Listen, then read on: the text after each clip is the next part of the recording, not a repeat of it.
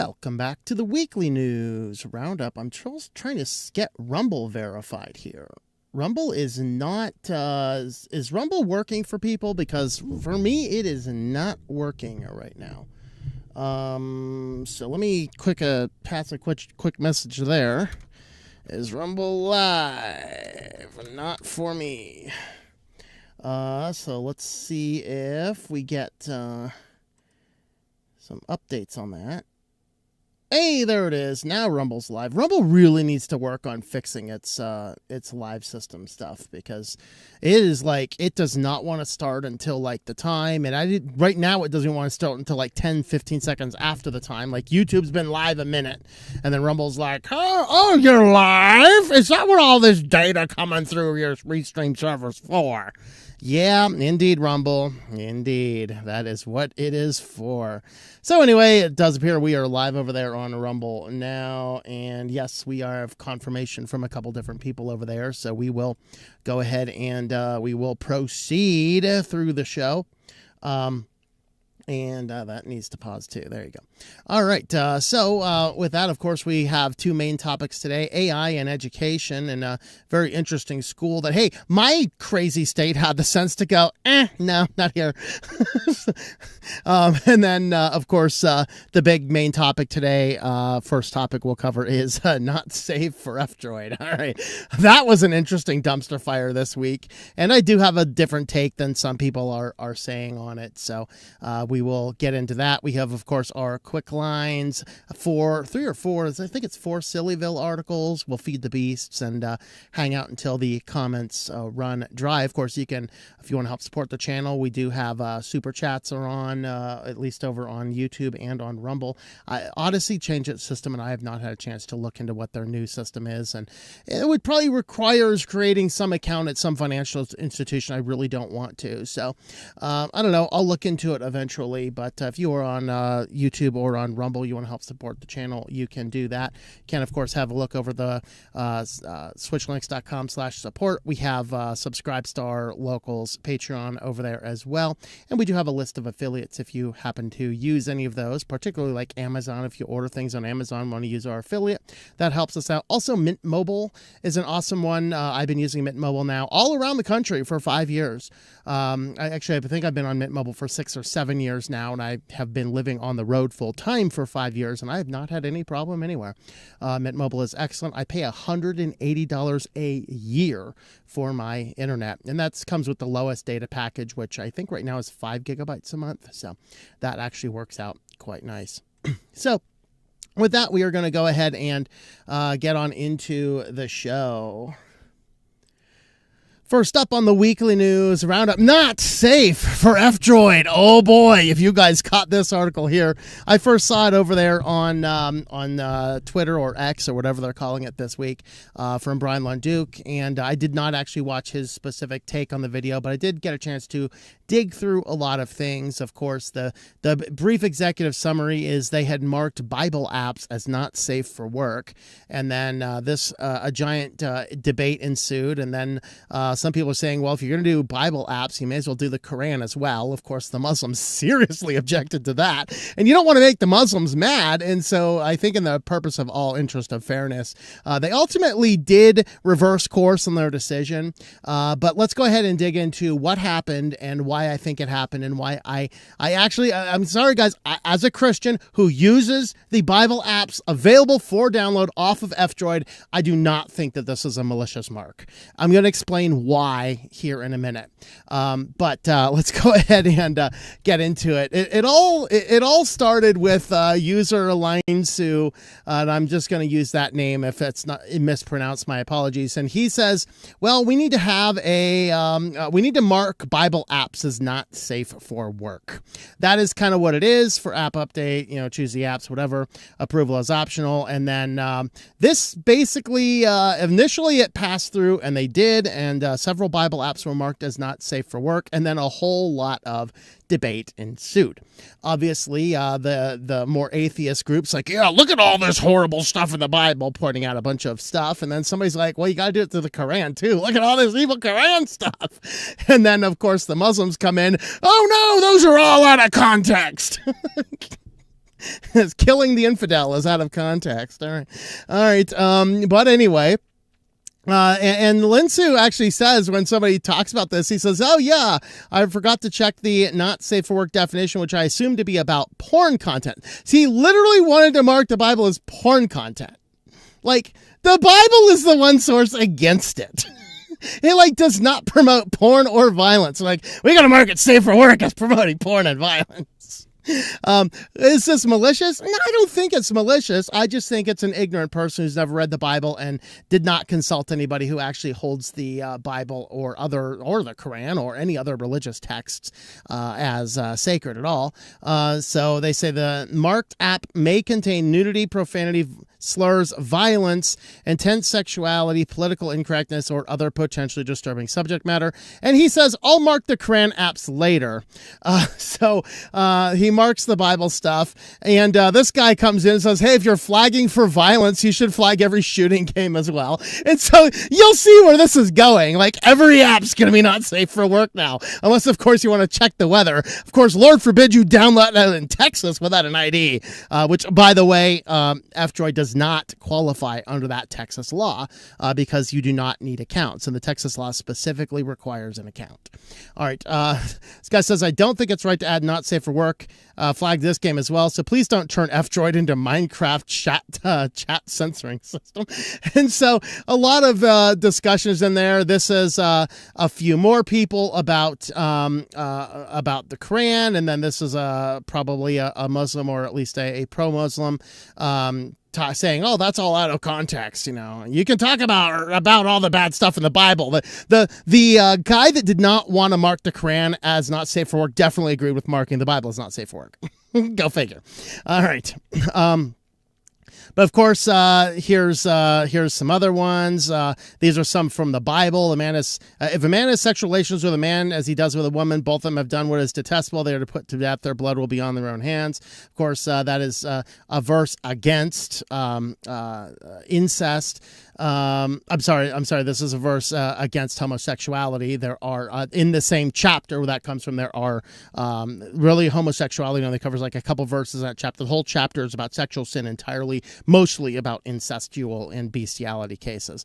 Then in Genesis, they're actually talking here about the tradition of that time, which was even reiterated in the Mosaic Law, although not onto the New Covenant, about a man would carry on a family for his brother if he died without children.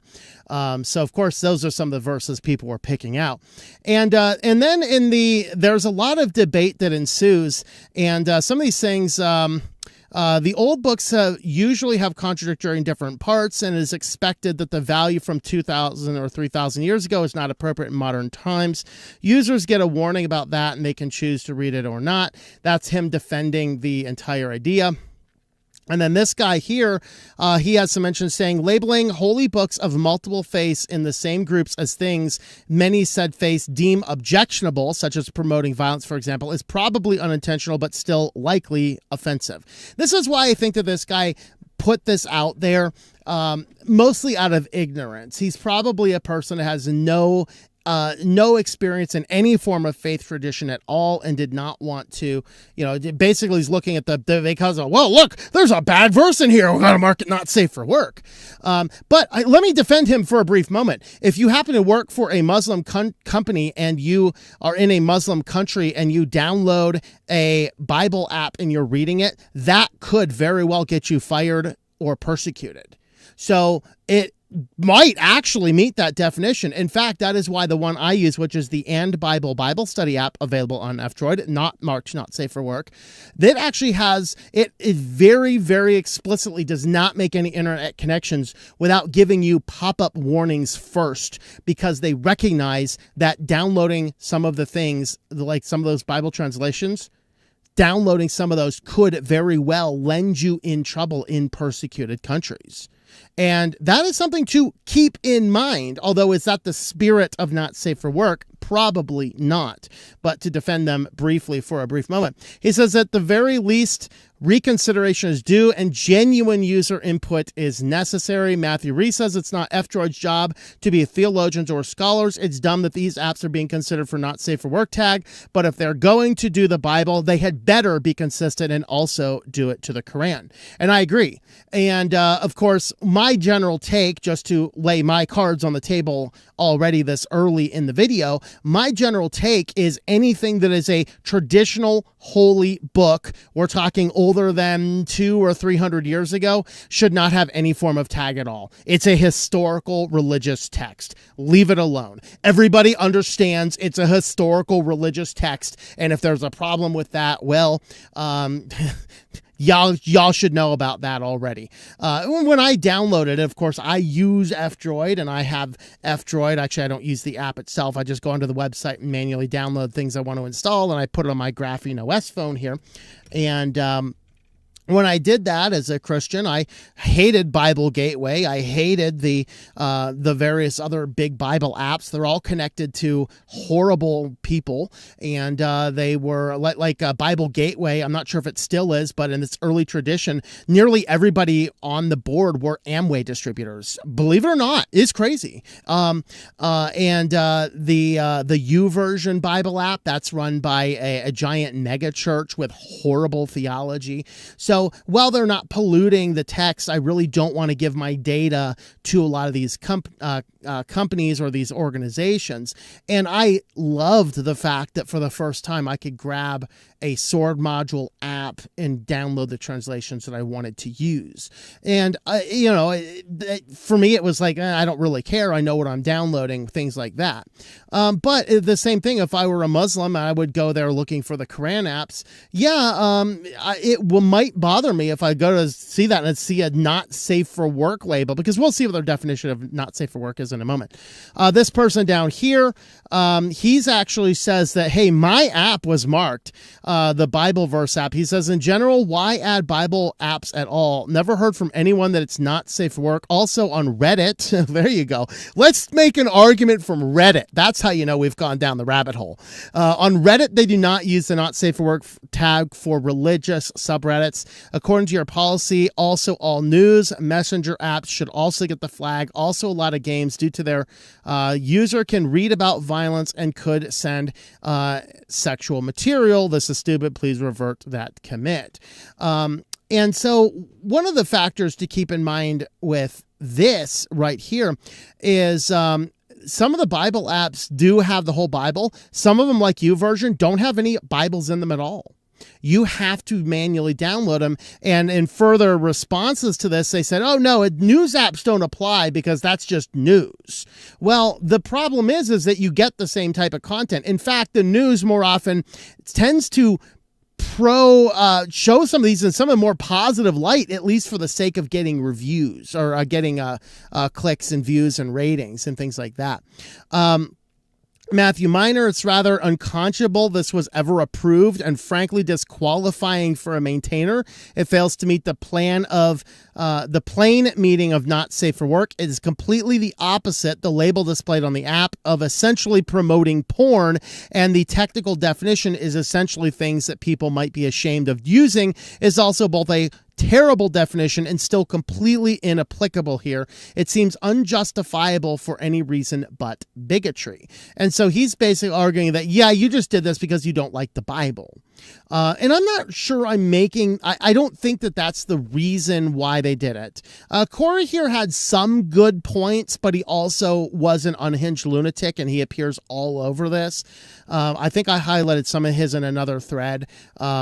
So this one here, hello, can you please tell me how Bible apps promote violence and pornography? Last time I checked, the Bible is against these two actions. This just seems like an action done out of hate for Christianity, so please do tell.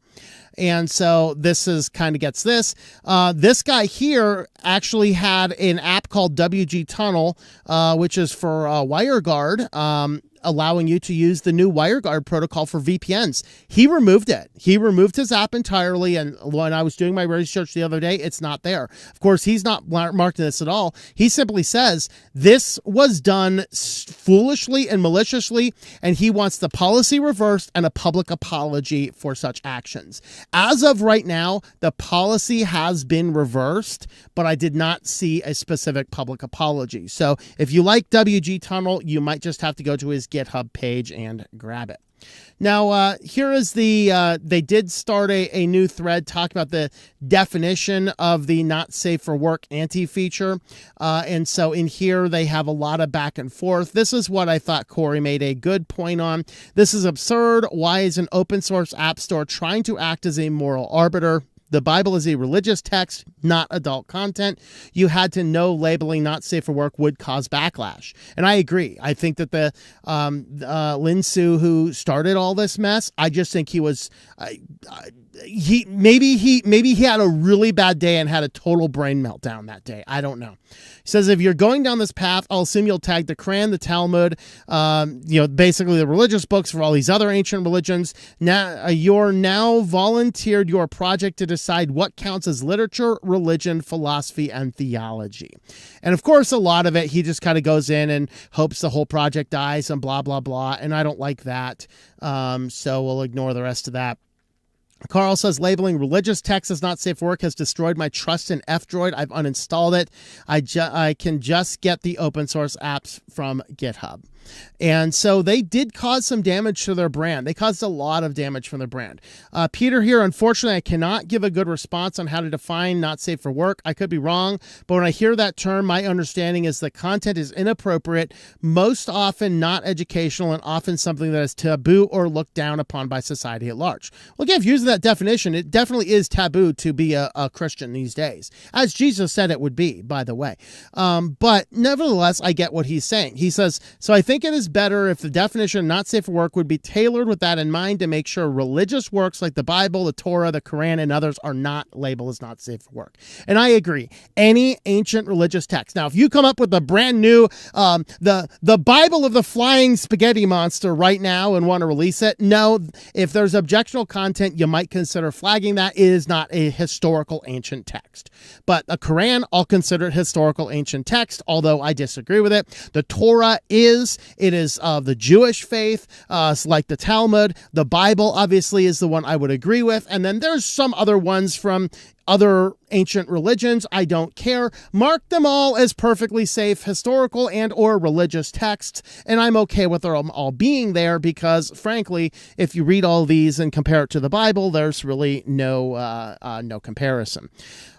H still says it's disappointing to see F-Droid pulled into ideological and religious debates, and I agree with that. Furthermore, to merge request, which caused religious text to be labeled not safe for work, has been reserved. F-Droid is actively reviewing the not safe for work tag and the inclusion policies. So that is kind of what they are doing. This is actually the post for the WG tunnel removal request, and as of yesterday, there was no apology on there. Let's see if there's no further updates on this. This mention here is new. Let's see. App update. Let's see. So policy clarification, where it said clarification is being discussed, only appropriate classifications. Okay. Yeah. So hopefully it does come back. We need good open source apps there. I did look into the user himself. The user itself, there's nothing I found in here that was objectionable, nothing in here that screamed militant atheist, nothing in here that screamed Christians are bad, nothing in here at all. My take of this, I think he is just a project maintainer. He is one of the ones in here looking at things and verifying codes and doing stuff. I think for the most part, he's doing a decent job. I also just think that he did a really boneheaded, short-sighted thing here. And this is, of course, the Bible verse app, the one that was asked, and you'll see the only anti-feature is non-free network. That's because all this one does is grabs you information by powered BibleGateway.com. So that's why it's listed. It is not listed as an anti-feature.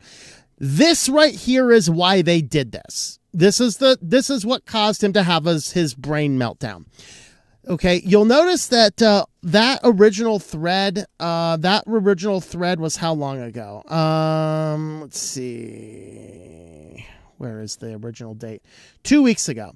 So this article came out just a couple of days ago, right around the time the controversy was brewing. So presumably the background team, including most likely Linsu, is in the background of this discussing what's going on. The problem is that F-Droid has to examine 3 major laws in the EU that it might have to respond to.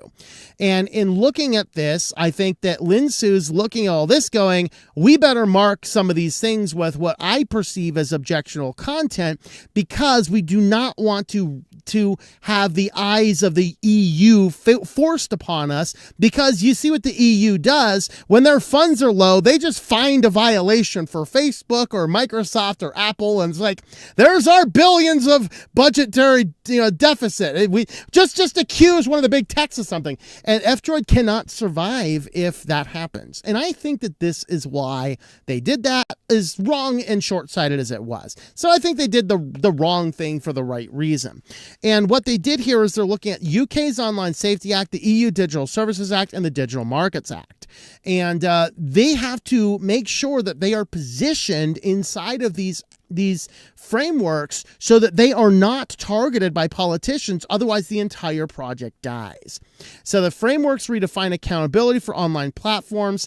The article outlines how F-Droid fits into these legal frameworks, what our current obligations are, and how we are reviewing our practices and maintaining legal resilience without compromising our core mission. Now, I think one of the challenges is in some EU nation states, they might actually consider the Bible not safe for work.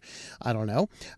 But that being said, should that be the case, and is that a hill that F-Droid's going to die on? Now, that should definitely be a hill that any ministry is going to die on. I mean, any ministry that does not die on that hill, you are a heresy and go away. Okay, F-Droid we're just a store here distributing verified open source apps. We're not going to die on the hill of the Bible or the Quran or any other ancient religious text. I get that. I understand that. That's why I'm not as critical of F-Droid as some people are.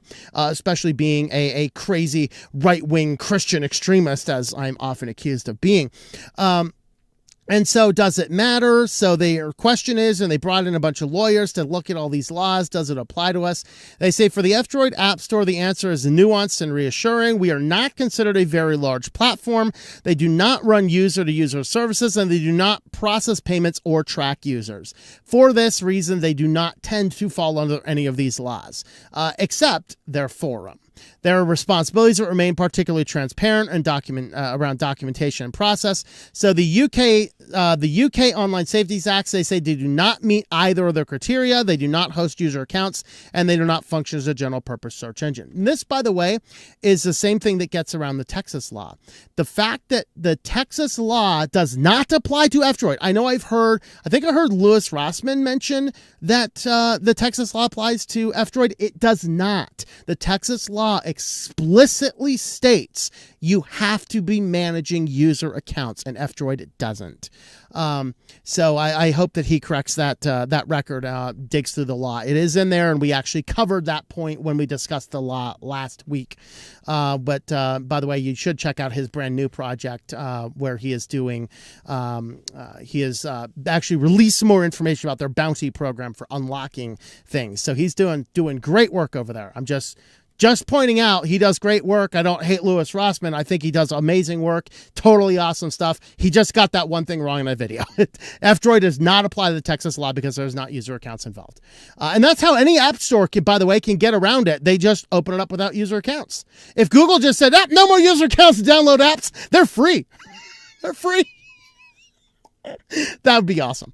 All right. So according to Legal Review, documenting our legal position on non-accountability, they basically have to do a couple things. One of those is they're adding a report button on GitLab, report the bad conduct, basically it's the snitch button. You need the snitch button. You need to be able to weaponize yourself against your other citizens, get on the good side of the government, identify the bad people. That's how those crazy inner parties worked from 1984, by the way. So they're complying with the intention of the act. They do not discuss illegal, harmful, or mature topics in the forum. Of course, the forum is the exception to the rule they mentioned. Here's the EU Digital Services Act that does not meet any of the requirements.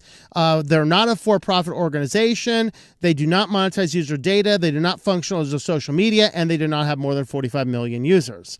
So that's good. They do not meet it. But they still do need to have a way to flag content, so the snitch button covers that. They have to review whether any content they host could violate EU law, and I think that this is really why they mark some of those, because the Bible does have some interesting verses. I mean, there was at one point in time, there's a list of verses, and I didn't see those again. People objecting. I was so bummed, though, nobody mentioned Ezekiel 16 and Ezekiel 23. You want to talk about horrible chapters in the Bible, those ones there, I know people that won't talk about those chapters because of how explicit they are. All right. But that being said, even still, God is being provocative in those for the purpose of saying, do not engage in this type of behavior. You know, it's the Bible's equivalent of dropping an F-bomb, effectively. I know. Stay with me, guys. Don't flip to Ezekiel 16 yet. Just hold still. All right. And then content regulation. This is really where they get into the not safe for work stuff. They need to address how they handle not safe for work content with regulations increasingly policing mature content online, including calls for age verification. We are carefully and reevaluating what the not safe for work anti-feature label means within F-Droid, and it should continue to be applied and how it intersects with censorship, freedom of expression, and legal compliance. F-Droid does not and cannot perform age verification. Okay, so that's kind of where they are at in this. And then, of course, the EU Digital Markets Act, it does not fall under the scope of this due to the size and the not-for-profit nature of the project. The law applies to companies with significant market impact, and they don't meet any of those requirements there as well. And so what are the various anti-features? They have a whole list of anti-features. Does it have advertising, algorithms? You know, do you have to use algorithms and things like that? And the not safe for work is the relevant one. They say this anti-feature is applied to an app that contains content that the user may not want to be publicized or visible everywhere. And that's, I think, is pretty clear. If you are reading a Bible app, you should not be ashamed of that. If you're reading a Quran, you should not be ashamed of that. If you're really reading any of your religious texts, you should not be ashamed of that. And so that falls outside. The marked app may contain nudity, profanity, slurs, violence, intense sexuality, political incorrectness, or other potentially disturbing subject matter. This is especially relevant in environments like workplaces, schools, and religious and family settings. So how dare you tell your church you can't download the Not Safe for Work Bible app? Wait, hold on. These things don't work together. Okay. The name comes from the term, of course, not safe for work. And this is actually the list of all of them. Ooh, this is actually updated. This was actually updated today. So let's see if I can spot what's new. See if there's anything over here that jumps out at me. I don't see anything, any Bibles or other religious texts in there. I have no idea what this one is, but this mysterious E1547. Well, that's suspicious. I kind of want to click that, but it says it's not safe for work. So I don't know. So anyway, there is my take on this. I do not think it was this anti-Christian malicious thing. I really think it was just that these guys were neck deep evaluating their laws, making sure that they didn't fall under the scope of not safe for work for the purpose of all of these EU laws to not have politicians on them. They did a really stupid, really wrong thing that caused them a lot of backlash, but I think they did it for the right reason. So I'm going to go easy on them, and I hope that they survive for a long time. But that's kind of my take. I'm glad they reversed the decision. I think that they should really come out and apologize. In fact, they might even need to say, hey, maybe we need to bring on a few different people of these various religious backgrounds onto our board. But we want to talk inclusion. Let's go ahead and include some of these people that they might be able to be like, maybe we shouldn't do that. Because, you know, if they had one Christian on their board helping them make these decisions, they would not have done this bonehead thing. All right. They wouldn't be like, hey, we should mark all these Bible apps as not safe for work. And then the Christian's like, are you retarded today? And it would have solved the company a whole lot of problem. There's my thought. Let me know your thoughts down below. Again, have a look at the website, switchedtolinux.com/support if you want to help support the channel. With that, thank you for watching, and we will see you next time. All right, we're going to jump on over to our second topic after I grab a quick sip of coffee. So we're going to talk about the future of education, and let me get that Kermit out of. All right, Kermit is gone. All right, let's go ahead and move on to part 2. Welcome back to the Weekly News Roundup. The second topic, of course, the full stream is down below if you want to see the whole thing, comments and all. Of course, this section here, we're going to be talking about the future of education and where AI is fitting into all of this nonsense. And I got to say that when I read this article, it was interesting to see. It's like that old joke, you know, the scientists, like the archaeologists, the paleontologists, all these guys, they're all climbing the top of this mountain. They finally reach the top, and the pastor's already up there cooking a fire, offering them fish for breakfast. You know, because it's like they come to this conclusion that kids really only need a couple hours of instruction and then a whole bunch of life skills. Yeah, that's what the Christians have been telling you for a long time. In fact, that's where a lot of homeschooling networks come from, which I have a lot of experience in. But of course, they're doing this in the most weird way ever. And so let's go ahead and dig in. And this is from The Guardian. And Robin Bueller brings us this article here. And this is inside San Francisco's new AI school. Is this the future of education? So in this school, you do not have any teachers. You have coaches. And the coaches are just there to make sure, I guess, the kids aren't killing each other, things like that. And basically the AI watches everything the kids do and then gives them up to 2 hours of instruction. And then the rest of the school day, they are just learning life skills. So it's effectively the model that of every homeschooler I've ever known, which has always been more adjusted than any public school kid I ever know. You know, you go to the homeschool kids, yeah, they sit down, they have a couple hours of work. They're getting just the basic relevant things. Here's your problems. Great, we got it. Let's go bake a cake now. And so these kids, they come out learning how to cook. They come out learning how to clean. They have a lot more innovation. And they're not basic members of the small tribe fractions that happened in Lord of the Flies. All right, and that's really my big problem with the education system, as we were discussing this last night, is the modern education system. First and foremost, we have to say this. The modern education system here in America is based on Dewey and Hall. They were two communists, and they wanted to effectively produce a system that produced obedient, subordinate workers. And this is why your children are required to get up at some god-awful time in the morning, go off while they're still half asleep into school, spend an ungodly amount of their day at the school. Half of that time is literally doing nothing important. And then they come home where they get a couple meals, do a couple little things for a couple hours, and then go to sleep, wash, rinse, and repeat with a day off for the weekend for good behavior. And this entire educational model was based on producing what they needed for factory workers in the Industrial Revolution. And it was all based on effectively some communist ideology of everybody putting in for their position. And so the whole school focus gets you geared towards getting up, staying in one space for the whole day, and not doing anything critical thinking, and then preparing you for a quote-unquote career where you spend the entirety of your productive life. So I'm writing this from my van in the middle of the desert at the edge of some mountains because I decided to critically think a long time ago. And so, you know, in fact, there's an excellent topic on this. It's not just that. That's one of the subchapters, one of the chapters in the book. The book is called Dancing in the Dark. Unfortunately, there's a couple books of that title. You want to look for the one that's written by 5 different authors, and it addresses the youth culture effectively. Because what has happened as a consequence of what we do is we send all of these kids, mostly unsupervised, into a school. We have like the bare amount of adults there that usually keeps them from injuring each other. And then effectively warring factions and tribes form all throughout, and they develop this culture. And then what happens now is we have widened the culture where we're trying to get the kids into these into these big groups younger, and we're trying to keep them in longer. And so now college, even in my day, when I was a young man going off to college, even then it was expected college is going to take you like 4 years, maybe 5.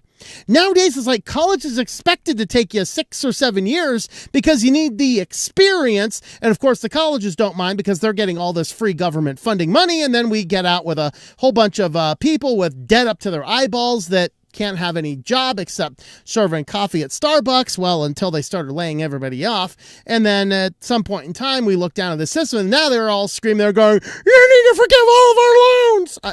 No, y'all took them out. Y'all took them out, all right? I figured out how to get through school without having to take on all those loans, and it is still actually possible today. You know, you just don't go to college for the experience. You go to college to work. You get out in 4 years, and you go to the cheaper schools because it doesn't really matter which school you go to. In fact, oftentimes the cheaper ones have better education. So we've gotten to this point where the education system is basically floundering into sheer stupidity. And in the American education statistics, what we're seeing is that the amount of money we are spending per student is absolutely skyrocketing, and our scores are falling off like a rock. In fact, I watch a lot of the teachers talking about why they're quitting teaching and things like this. And it boils down to, they got high school kids who can't even read at the first grade level. And I understand this. Unfortunately, I know somebody whose kids fall into this whole giant line. And is it that they literally, every one of them, have these serious learning disabilities? Or is it that they weren't pushed and read to when they were young? You know what? I'm not going to take a position one way or the other, but I am saying the education system we have is not working. And so it's begging people to come up with different ideas, and this was one idea. Well, let's just go ahead and let AI teach all of our kids, and they can do this in only 2 hours, and then we're going to spend the rest of the time just basically teaching them life skills. So we've gone full circle back to doing your education at home as basic learning your basic things, doing a couple hours of work, and then helping your parents in the house and learning the life skills. We've gone full circle, except this is a private school that costs $40,000 a year. So, all right. In the world of tech innovation, the Tech Innovation Epicenter, AI-powered private school has made headlines for its unabashedly embracing technology. Now, I read through this. They say the K-8 students in this fall, the newest outpost network of 14 nationwide private schools. Its learning model entailed just 2 hours of focused academic work per day. And that's interesting. And I agree with that. I don't think kids need more than that. Spend like half an hour. In fact, I used to do that in grad school. I would come home just to stay sharp on things. I'd spend an hour a day, half hour each on 2 separate topics, and it kept me extraordinarily sharp for a long time. In fact, I actually did have I did take the calculus book out of the van. I didn't have a lot of chance to do that, and I was working on some other bigger projects. So I'm like, okay, I'll do that. But yeah, for a while in this van, I was actually sitting here at night and doing calculus problems for fun. I know I have a demented sense of humor, but it was my reality. That's whatever. I have some Greek textbooks up there still. I still do have those with me. All right, so this is called Alpha School. It's not alone in its efforts to incorporate AI into the classroom around the U.S. Schools are experimenting with AI as a tool that can assist teachers with curriculum development, identifying learning trends, and even boost student engagement. The Alpha School's website suggests a futuristic learning model. AI tools make it so that students only need to spend 2 hours a day on traditional subjects such as history and math. So basically, the AI decides what level to give them, and then it moves them on at the pace that works with them. And then they said, after that, the rest of the day is dedicated to learning life skills, which is done through creative activities such as designing, permitting, and operating a food truck. That promote teamwork, social skills, and financial literacy. Instead of receiving instruction from teachers, students are supervised by guides who coach them through the otherwise self-directed process. So these elements aren't completely novel, they say. Between the working on group projects, socializing, and taking breaks, students at traditional schools spend an average of the same amount of time on focused core curriculum, according to an assistant professor at Harvard researching how this model works.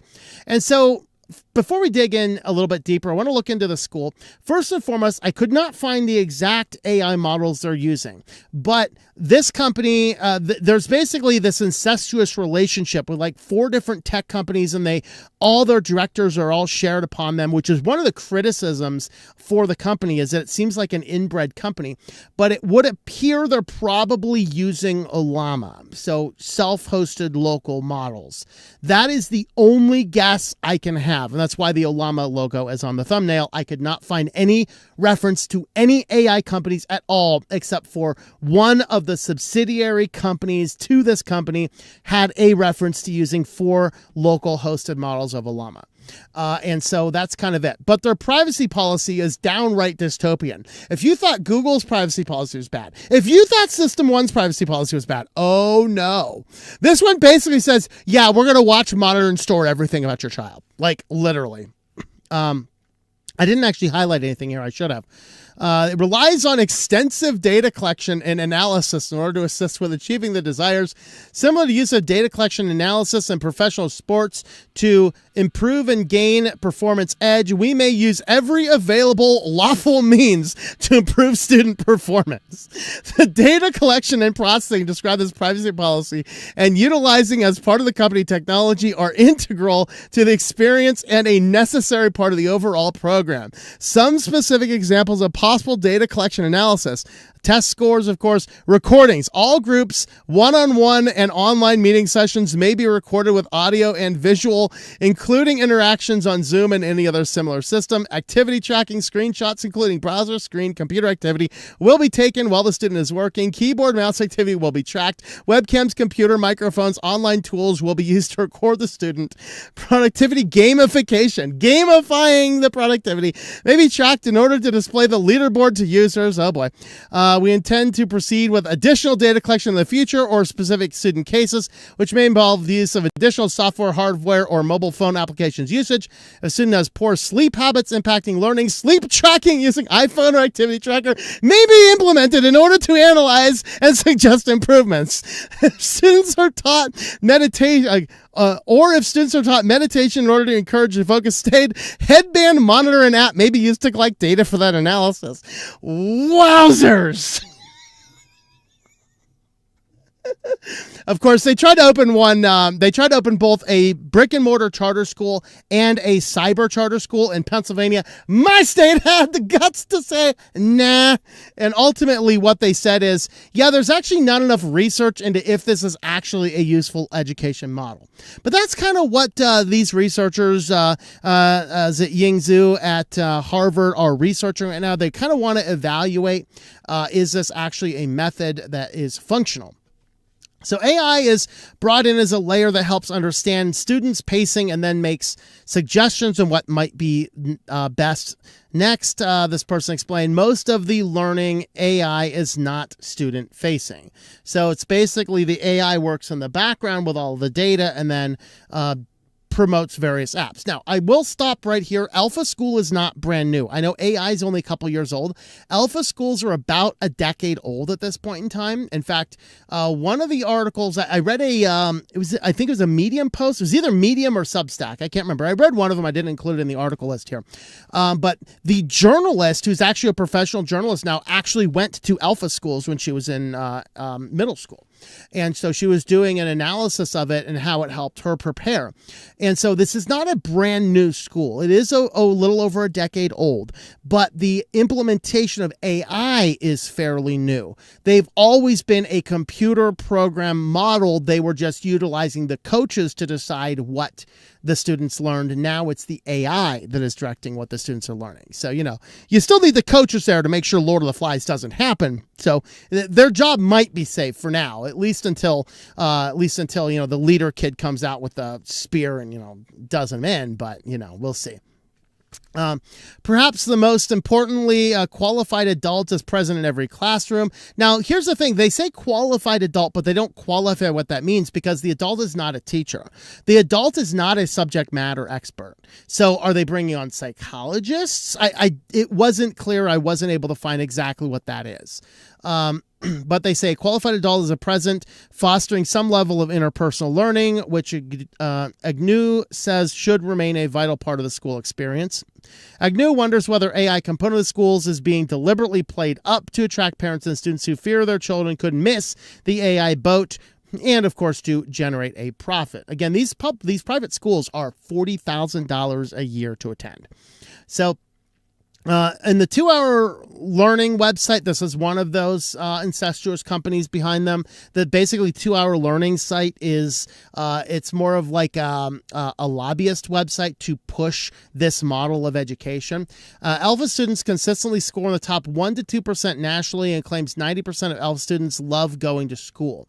Now, here is, of course, the problem with that is they are going to be limited to a very small subsection of the population if it costs $40,000, and parents that will spend $40,000 to send their children to a private school like this are also always more involved in parental education, in their education of their kids. And one of the statistics that we've known long time studying academics and statistics, by the way, this has been a hobby of mine for a long time. I've actually studied academics, school education and academics and stuff for a long time. I've read some amazing books on the subject, from Losing Generations was who was the university? I want to say Associated Press, but it wasn't them. It was one of the scientific organizations did an amazing job looking at why kids were falling out of school. Charles Sykes' Dumbing Down Our Kids was an amazing book. In fact, if I read that book at the time I bought it, I would probably be like, that's interesting. But I read it like 20 years later, and I was like, this is groundbreaking stuff. And it was quite incredible. But here's the thing we know. Anytime parents are involved in the education of their children, they score better. They always score better. So when you have kids that are just shuffled off to public school and their parents are barely paying attention, they come home, those kids always score on the lower end. So it's not surprising. Is it Alpha's model that causes them to score 1 to 2% in the top national? Or is it the fact that they have highly involved parents that are spending $40,000 a year in their education? If you're going to spend $40,000 in the educating of your child, well, you had better put something into that. Okay. And so we don't know exactly what is in there. And that's one of the reasons Pennsylvania rejected them, as they said that, and one of the criticisms for them at large is that all of their research about how great they've done, every bit of it is done internally. There is no external research. And I think that that's what they're doing at Harvard. They might be doing that, as they did quote a Harvard researcher in here quite a bit. And I didn't actually catch if that person's studying the schools or if they're just commenting on this. I don't know. They say they reject criticisms the school's high achievement record is because students are from highly resourced backgrounds. Says its model has a potential. Now, there are a few quotes like this that causes me to say Alpha's got some serious problems, and I'd probably keep your children away from it. They say, oh no, it's not because of this. We have no data outside of ourselves, but it's definitely not because of this. It's like, okay then. At Harvard, Zhu's own research shows that learning with AI can lead to very different outcomes depending on individuals' disposition. Children who are more self-directed and confident are more likely to use AI to enhance their understanding, while those who lack confidence are more likely to use AI to generate answers and circumvent critical thinking. And that's my big problem with AI, is it definitely harms critical thinking if we are not careful. So Rose Yang, a researcher at OpenAI, whose PhD looked at machine learning applications in educational settings, raised questions about whether an app-based curriculum can serve all learners equally, especially as K-8 students are developing foundational skills, effectively saying that this model of education probably isn't all that good. They said this model for schooling would probably work really well for kids who are quite advanced already. So if you are already an advanced kid, like, you're from a top tier family that has $40,000 a year to send you to private school and is probably invested in your education, that student is starting school ahead of a student who's just going to public school every single time. Every single time, the statistics show. Now, there's another question. What about AI and hallucinations? This really is the quote that makes me say, yep, Alpha should never be. You should never trust your children with Alpha.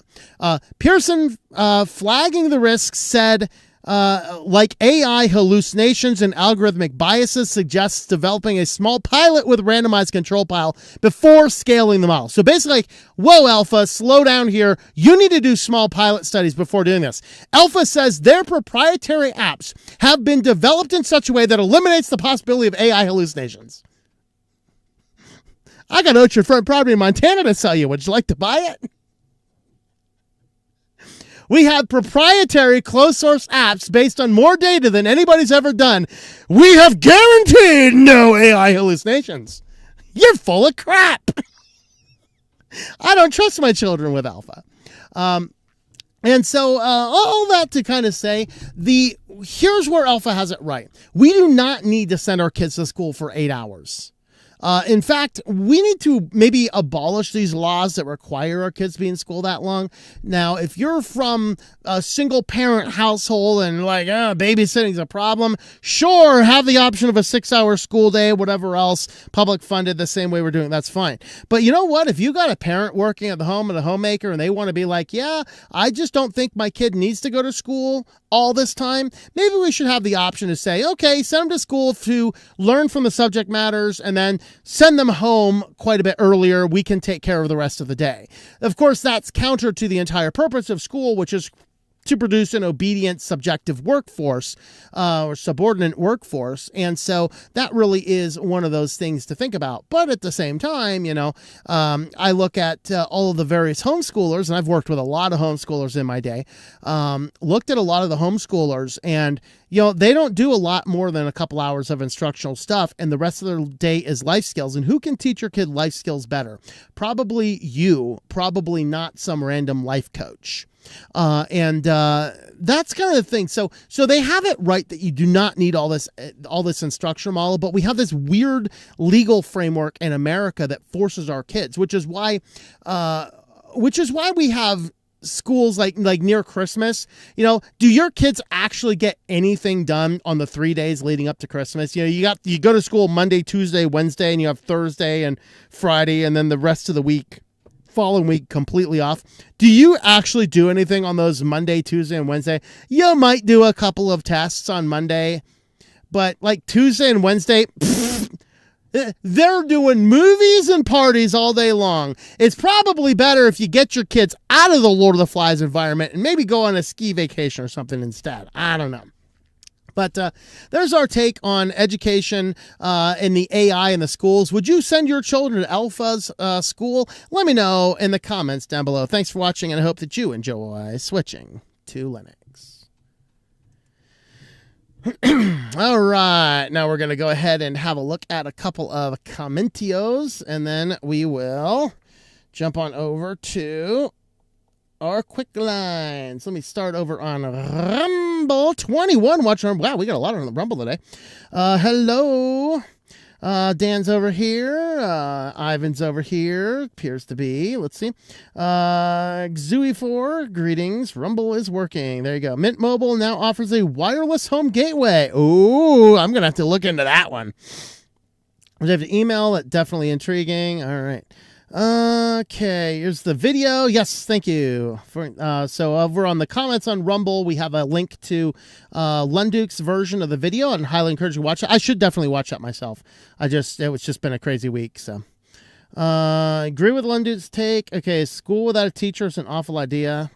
Hate communism. Different can indeed make school harder. Yeah, I actually read Hall's philosophy on education. It was an interesting read. I'm like, yikes. Thanks for about Mint Mobile. They have home internet. Unfortunately, it isn't available in your location. That's a bummer. I wonder, are they using the 5G stuff or are they using the 4G stuff?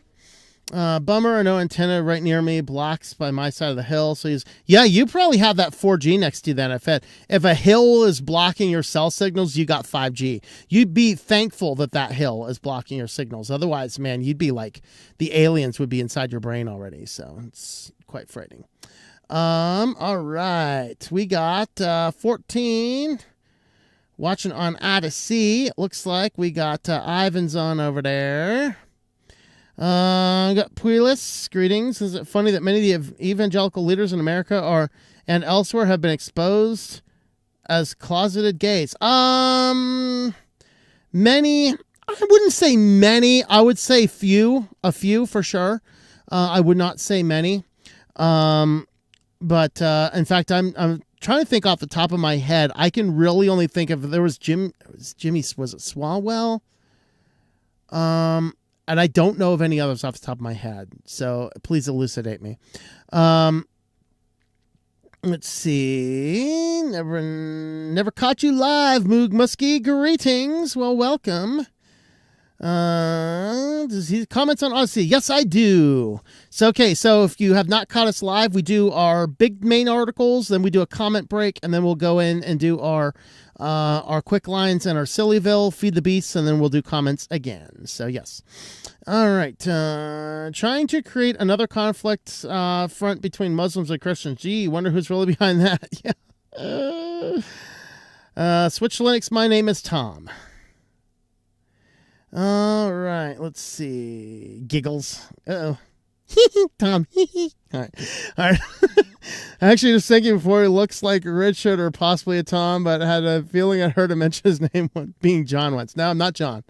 Although a youth group I taught at did call me Joe once. So there you go. And it's called the Prussian model of schooling. Pretty much says it all. Poor little piggy. All right.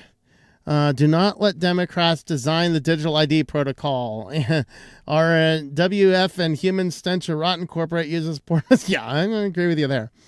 Or liberals of Canada where I live. Oh boy. Yikes. We got 57 on the tubies. Let's see what we got. F-Droid's not safe for wokies. You know, I said this in Atheist, by the way. Yeah. No Google phone, so scary. All right. Stop it. All right. Yeah, I'm having weird stuff with my comment system there. All right. I use Endeavor OS with Hyperland, i3WM, and X Libra. System's pretty much not Woken based. Very nice. The new YouTube. Ugh. More vomiting giant circular bubbles of hell. Give me back the old UI. My Lord, it looks like I should be playing with little, like, those giant building blocks for little 3-year-olds. Like, why does everything become so childish looking? Lord help us all. Go full screen on live streams. The chat goes with it. Oh, really? I never tried full screen. I'm going to give that a try soon. All right. This feature is great, but the liquid glass-like design is accessibility nightmare. Let's see. I have a Pixel 9a that can do it if not toggle on. Let's see. Android is copying liquid glass, which copies Windows Vista. Isn't it funny? We're going full circle back to Windows Vista period of time. Maybe Apple should just return back to the old skeuomorphic stuff before they did that iOS 7 nonsense. All right. Hello, Commodore fan. Greetings. Anyone ever have a USB 3 hub cause their PC to not boot and or wake from sleep? That happened to me this week. No, that's interesting. Anchor branded hub. Make sure that the Anchor branded hub is not doing weird stuff on the internet. Anchor is a Chinese company. Use 3.0 hub. It's operated as expected. It turns out the USB ports on both my motherboards don't output enough power when I switch powered on. USB 3 hub. Both worked fine. Let's see. You gotta forget who mine's by. I have a nice 3.0 USB hub here too. Anchor hub works fine on both the Lenovo laptops. Next Fortnite season is a Simpson that will be pretty weird. Interesting.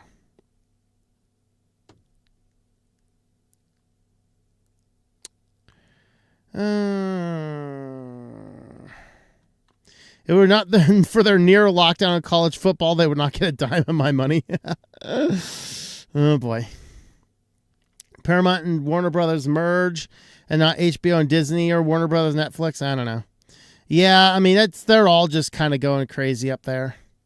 I'll just buy the movies I want to buy at pawn shops or used. Microsoft also needs to be punished by making an OS so horrible that I'm forced to use it at school. Oh, I'm sorry, man. the topic of things I'm glad I'm not forced to do. I'm glad I'm not forced to do that. Oh, man, my comment feed did that. Oh. YouTube keeps on fixing things that aren't broken and then screws with my comments even more. I have no idea where I was at in the comments. I literally lost my complete place. Let's see.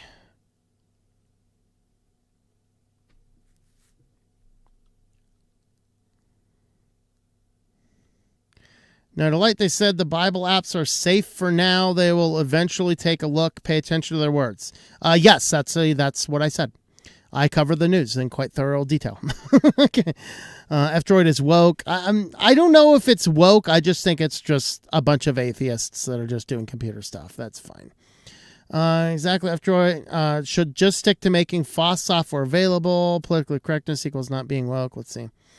Greetings from the Storm Team. Well, hello, Ben. Greetings to you.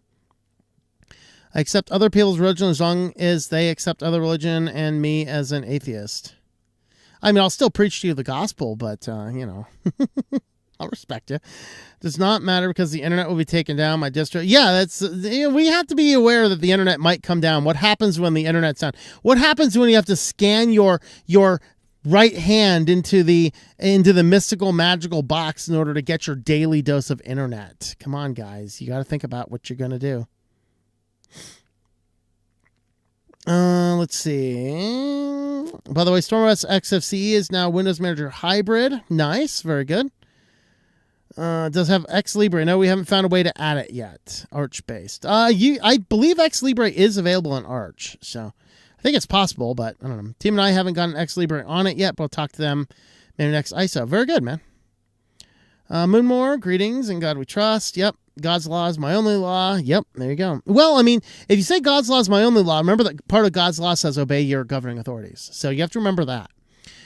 Temple OS is a masterpiece of programming. As a computer scientist, I see what he was trying to achieve. He might be crazy, but it's definitely smart. Well, you know, genius and insanity oftentimes correlate. So there you go.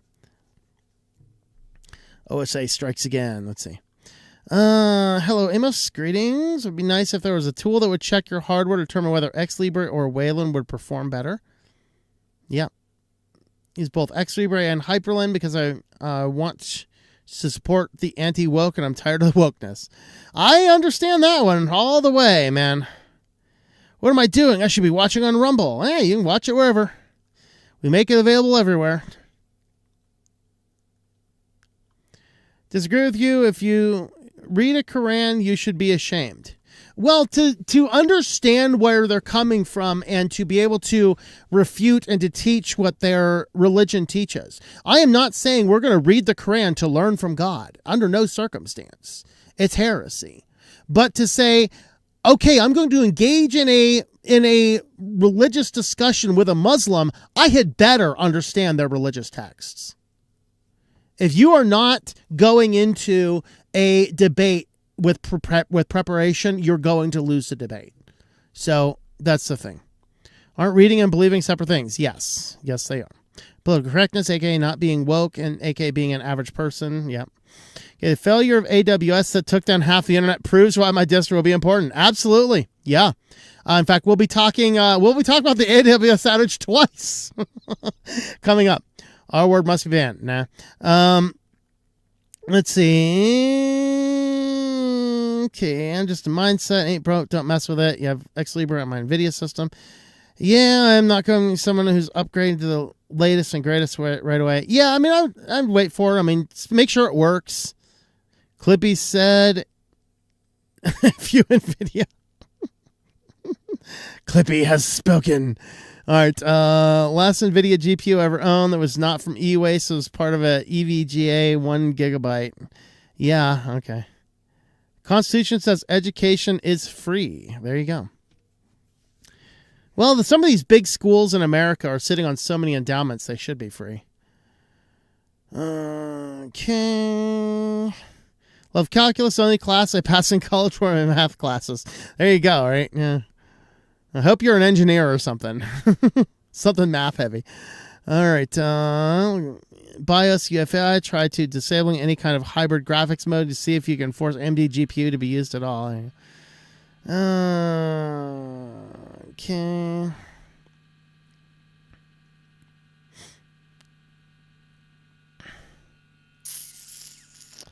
Does AMD GPU have its own RAM, or is it pulling from the system? If it's a dedicated graphics card, it has its own RAM.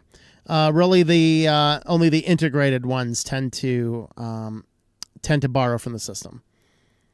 Lenovo Ryzen laptop, it has NVIDIA DGPU. I'd rather have an AMD one. Yeah, I'm kind of with you there. YouTube is blocking me from saying certain words. Welcome to YouTube, unfortunately.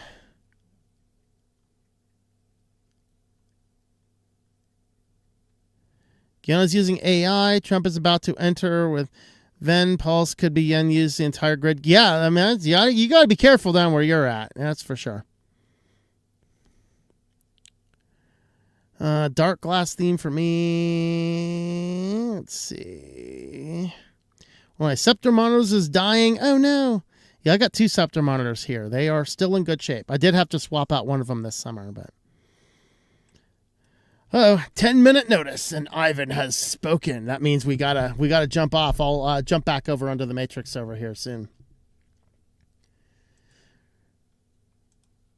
All right, jumping on into QuickLines. Oh, hold on. I forgot to clear out my old articles. There we go. Now we're jumping into QuickLines. So the Power School, a couple of updates first. Power School hacker got 4 years in prison. It'd be nice if maybe they keep the child killers in Kentucky in prison longer than 8. But, you know, hack a Power School 4 years. Kill a child 8. Okay. All right. Matthew D. Lane, Massachusetts student, got 4 years in prison for hacking school and extorting $3 million from Power School and another company. So Massachusetts student Matthew Lane sentenced to 4 years for hacking and extorting $3 million from 2 companies, including Power School. We didn't hear the other one. In fact, they didn't even tell us Power School, but it matches perfectly. Court documents show he returned $160,000 of the $3 million. The student was sentenced to 4 years in prison and 3 years of supervised release. The judge ordered him to pay $14 million in restitution, plus a $25,000 fine. Wouldn't it be really cool if the companies were required to pay such a hefty restitution? Okay, a company breaks the law and ends up profiting $10 million.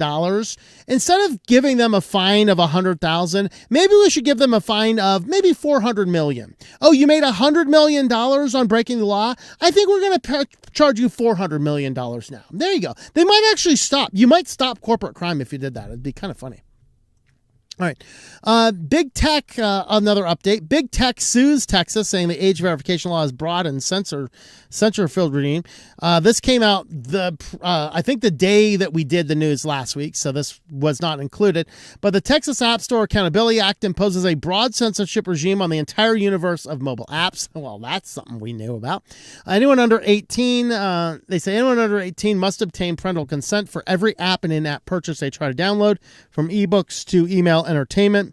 And the problem with this is that, according to the one lawsuit, and there's multiple lawsuits, by the way, one lawsuit is sweeping age verification, parental consent, and compelled speech regimen on both app stores and developers is what they're targeting. And minors who are unable to link their accounts with their parents or guardians who do not receive permission would be prohibited from accessing it.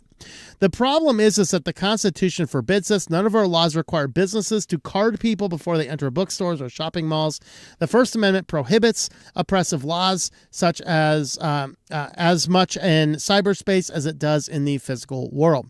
Now, two minors also challenged the law. They said the law is being challenged in a different lawsuit by a student advocacy group and 2 Texas minors. First Amendment does not permit the government to require teenagers to get their parents' permission before accessing information except to discrete categories like obscenity. And that's really what there's a constitutional case about this already. The Supreme Court has ruled that age verification for accessing adult content is constitutional, but age verification for stuff not adult content is unconstitutional. So this law is 100% unconstitutional. The Constitution forbids restricting adults' access to speech in the name of protecting children. The law imposes a system of prior restraint on protected expression that is presumptively unconstitutional. So the Supreme Court said in Brown that the state's power to protect children from harm does not include a free-floating power to restrict the ideas to which children may be exposed. And so hopefully that Texas law is overturned. However, I feel the damage has already been done because in the meantime, the systems, these big corporations have to already put those systems in place. So, Roku, they are accused of selling children's data to advertisers and brokers.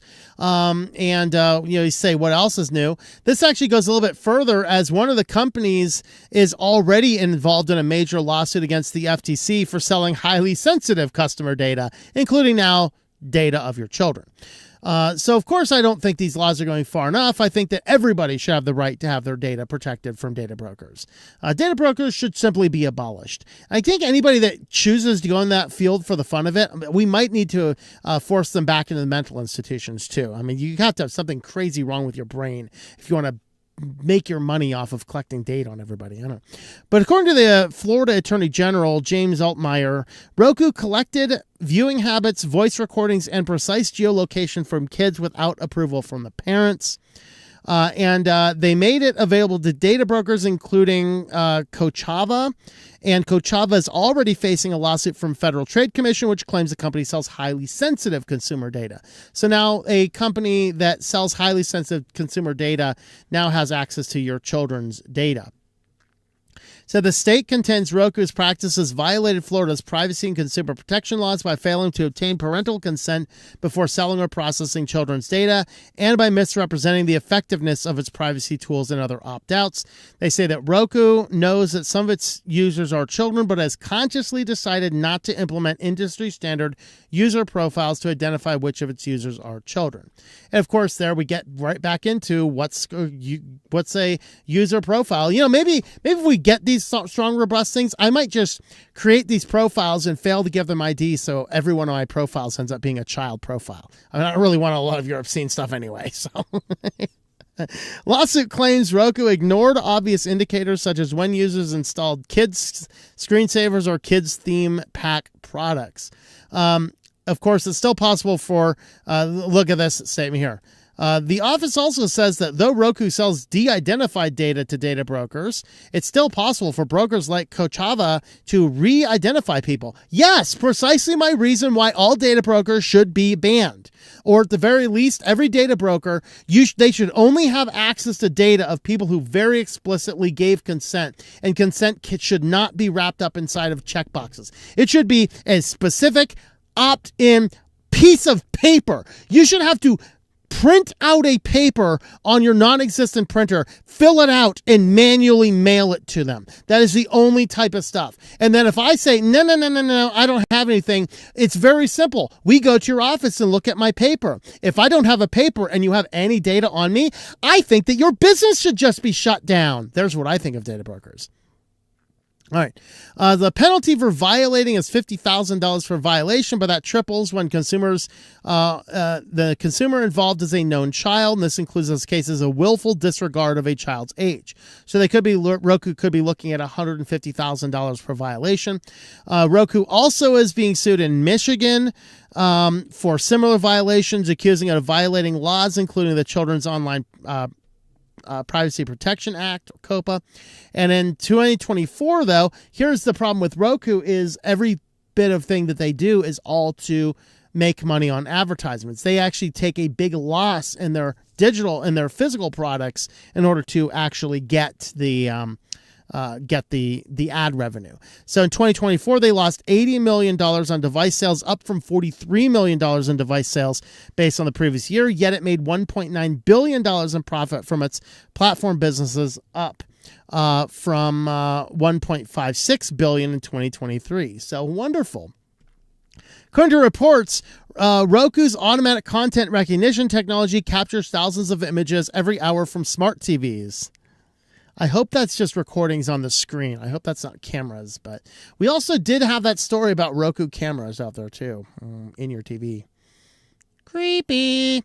Data Cloud, a service that allows its partners to use the money to proprietary TV data. So this is actually a brand new company by Roku, or at least, in January, they launched Data Cloud.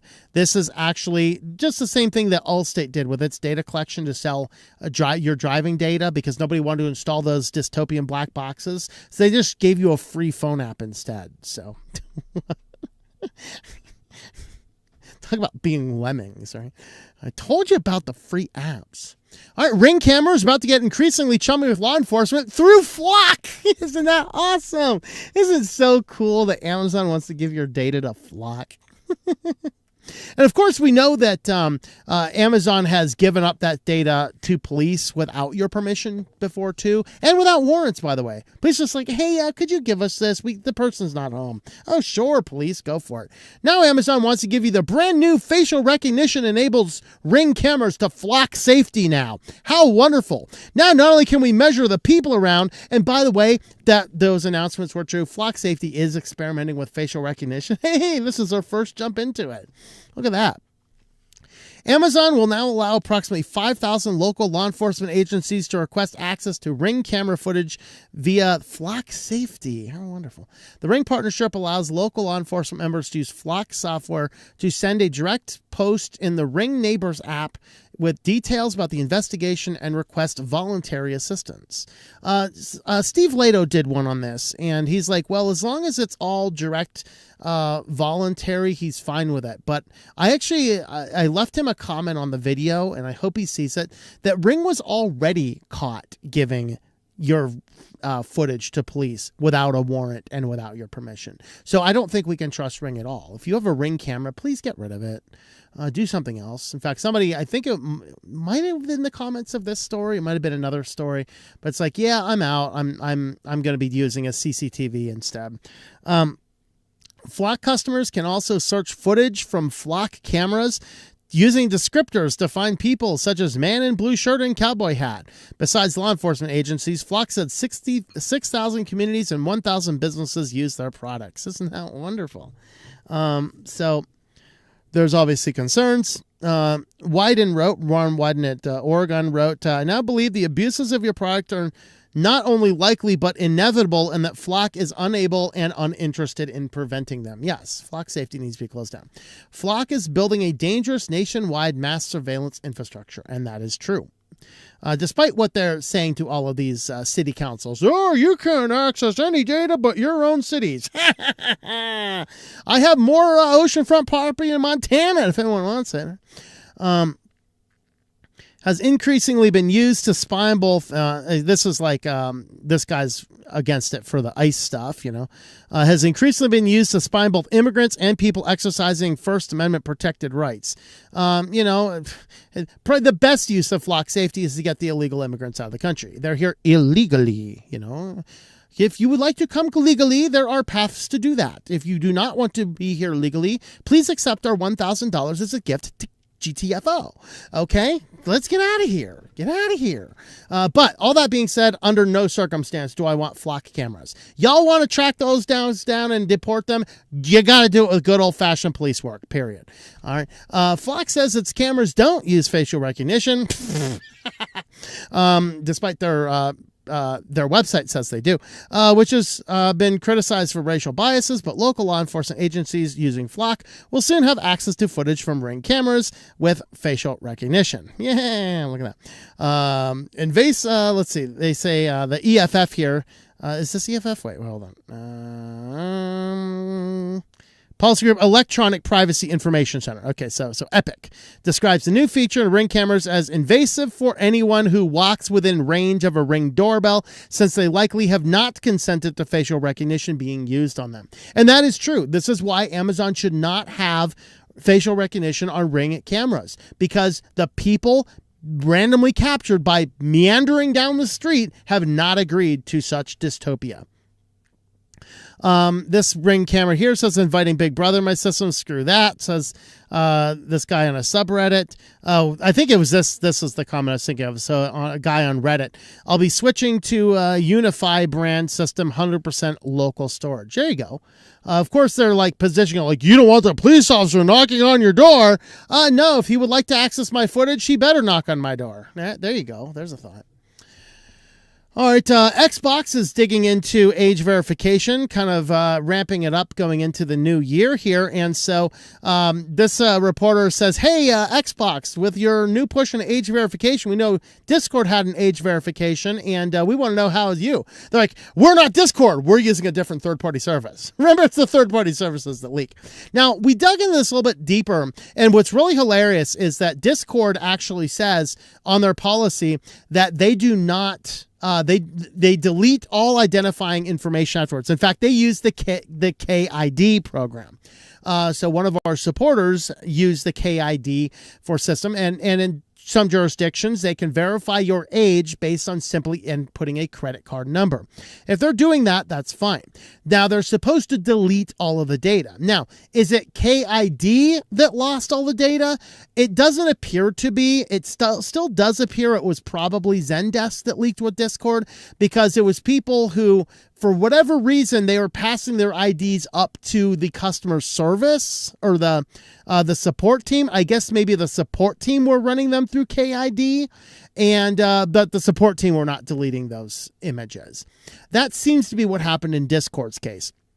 I did, of course, dig into some things and looked at Discord's FAQs, and they even said before and after the hack that nothing is ever stored. Of course, we know that at least 70,000 IDs were stored. So Microsoft has asked, hey, what are you going to do to prevent this? And everyone predicted UK's dumb age verification is going into effect. No, I'm not entering my email address. Various U.S. states and other countries have also adopted they're exploring it. They said it failed, talking about Discord, it failed to protect the data of users using its age verification services. Indeed, Discord's third-party processor was hacked, and government IDs and selfies of users trying to get support were leaked into the public domain. They said, how are you going to do this? Very simple. We're using a different company.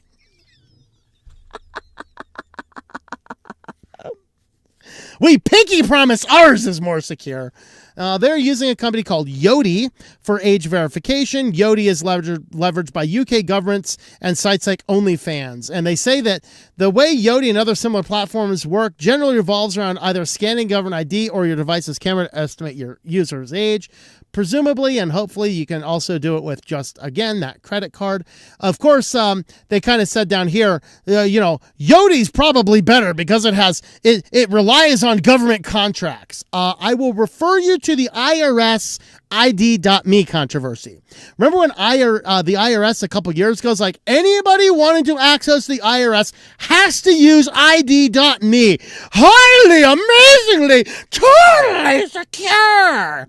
And then by forcing everybody in the country to use one company, it caused every security researcher's eyes to focus in like the eye of Sauron, as if Frodo just put on the ring. And they exposed that company as being so horribly bad and insecure. IRS is like, okay, you can use it if you want to. We're not going to require it. I'm sorry, I don't give a darn tootin' if a government agency chooses to use Yoti. That is not meaning they're secure. Oh Lord. Yoti simply returns a yes or no, and they pinky promise guys to delete everything. They're deleted and nothing is stored, so they say. And so Yoti simply returns a yes or no, does not share any other information. Given Yoti's government grade contracts, it's likely more secure solution than Discord's. Talk to me about ID.me. How wonderful. All right. Well, a Chinese group made off with over $1 billion targeting Americans with scam text messages. Guys, anytime you get a text message just requesting money, just immediately scam. Just scam. I mean, scam. All right. So Project Red Hook, this was an association with the government, United States government, and a few other governments, and they were trying to figure out where all these phishing scams were coming from, and wouldn't you know it, they all kind of came from China. All right, probably because China was inside of our wiretapping system for so long, but, you know, we regularly warn our readers about new scams and phishing texts. Almost everyone gets pestered with these messages, but where are all the scam texts coming from? China. Or, wait, China. All right. Rising 350%. This is the toll payment scams, rising 350% since January 2024. Allegedly, record 330,000 messages were reported in a single day. Also, they're sending out the fake Bureau of Motor Vehicles to steal your banking details. Toll, postage, and refund scams might look different on the surface, but they all feed into the exact same machine. All the same organization. U.S. Homeland Security investigations with law enforcement partners and businesses were raising awareness of how Chinese organized crime groups were exploiting gift cards to launder money. Text sent out from bulk SIM farms. If you guys didn't see it, a bunch of reports came out last week. Tons of SIM farms were found in New York City. Very fascinating. The SIM farm setup where many mobile SIM cards were plugged into a rack or a special device. It allows people to send hundreds of text messages a minute. Then what they do is when you respond, they take the stolen credit card numbers and they simply import them into Google Play and Apple wallets in Asia and shared access to those cards with the people in the U.S. So literally, they simply took all of your stuff when you gave them information. They simply plugged it into Google and Apple Pay wallets, and then they turned around and shared those wallets with their mules in the United States. Then the mules would use your money and go on all sorts of things. In fact, there was a group of scams going around, like the half-off scams, where you would have a bill and you would go and say, hey, I have a rent that's $1,000, and you would basically pay the scammer $500. The scammer would use the stolen credit card details to pay the $1,000. So your rent gets paid, or probably more likely reversed, because it's a scam transaction, and then the mule has run off with your $500 in cash. That's how that one worked. And so that's effectively what they were doing. They were sharing these, and then these guys just used all sorts of neat ways to launder the money into different ways. They shipped the goods. Of course, they would otherwise buy things, buy gifts, phones, clothes, ship all those to China, where the criminal rings sell them and funnel the profits back into their operations. On any given day, the scammers deploy 400 to 500 mules. They're paid 12 cents for every $100 gift card they buy, according to an assisting agency. So there you go. Most of these credit cards are stolen via toll and shipping payment scams, and they launder the proceeds through digital wallets and gift cards. How wonderful. All right, Prosper. If you guys remember Prosper, I believe this is one of those like community loan things where like you could be like, I need like $10,000, and then people from the community would pay you the money, and then you would pay it back, and it's all a giant thing.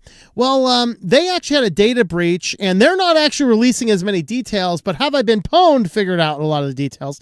17.6 million Prosper accounts leaked. They stole information for all these people after a breach of the financial services. Prosper has yet to find any evidence they gained access to customer accounts and funds.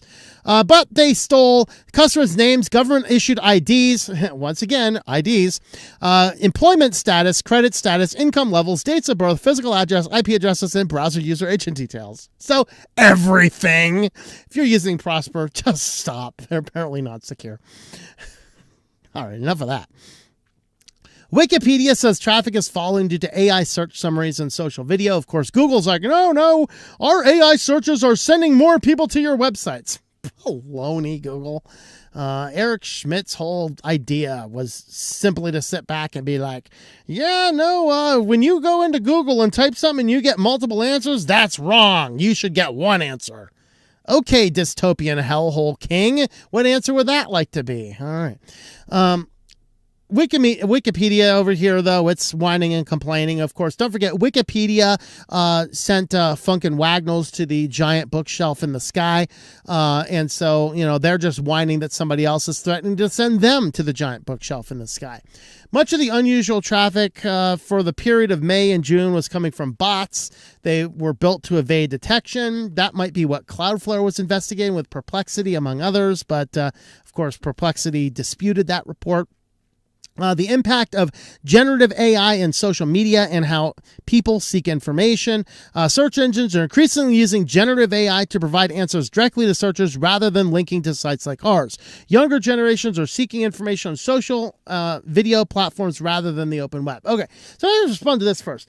Number one, if I'm searching for one simple answer to one simple question, I don't want to see a multi-page length Wikipedia article to try and dig through that crap to find my one answer.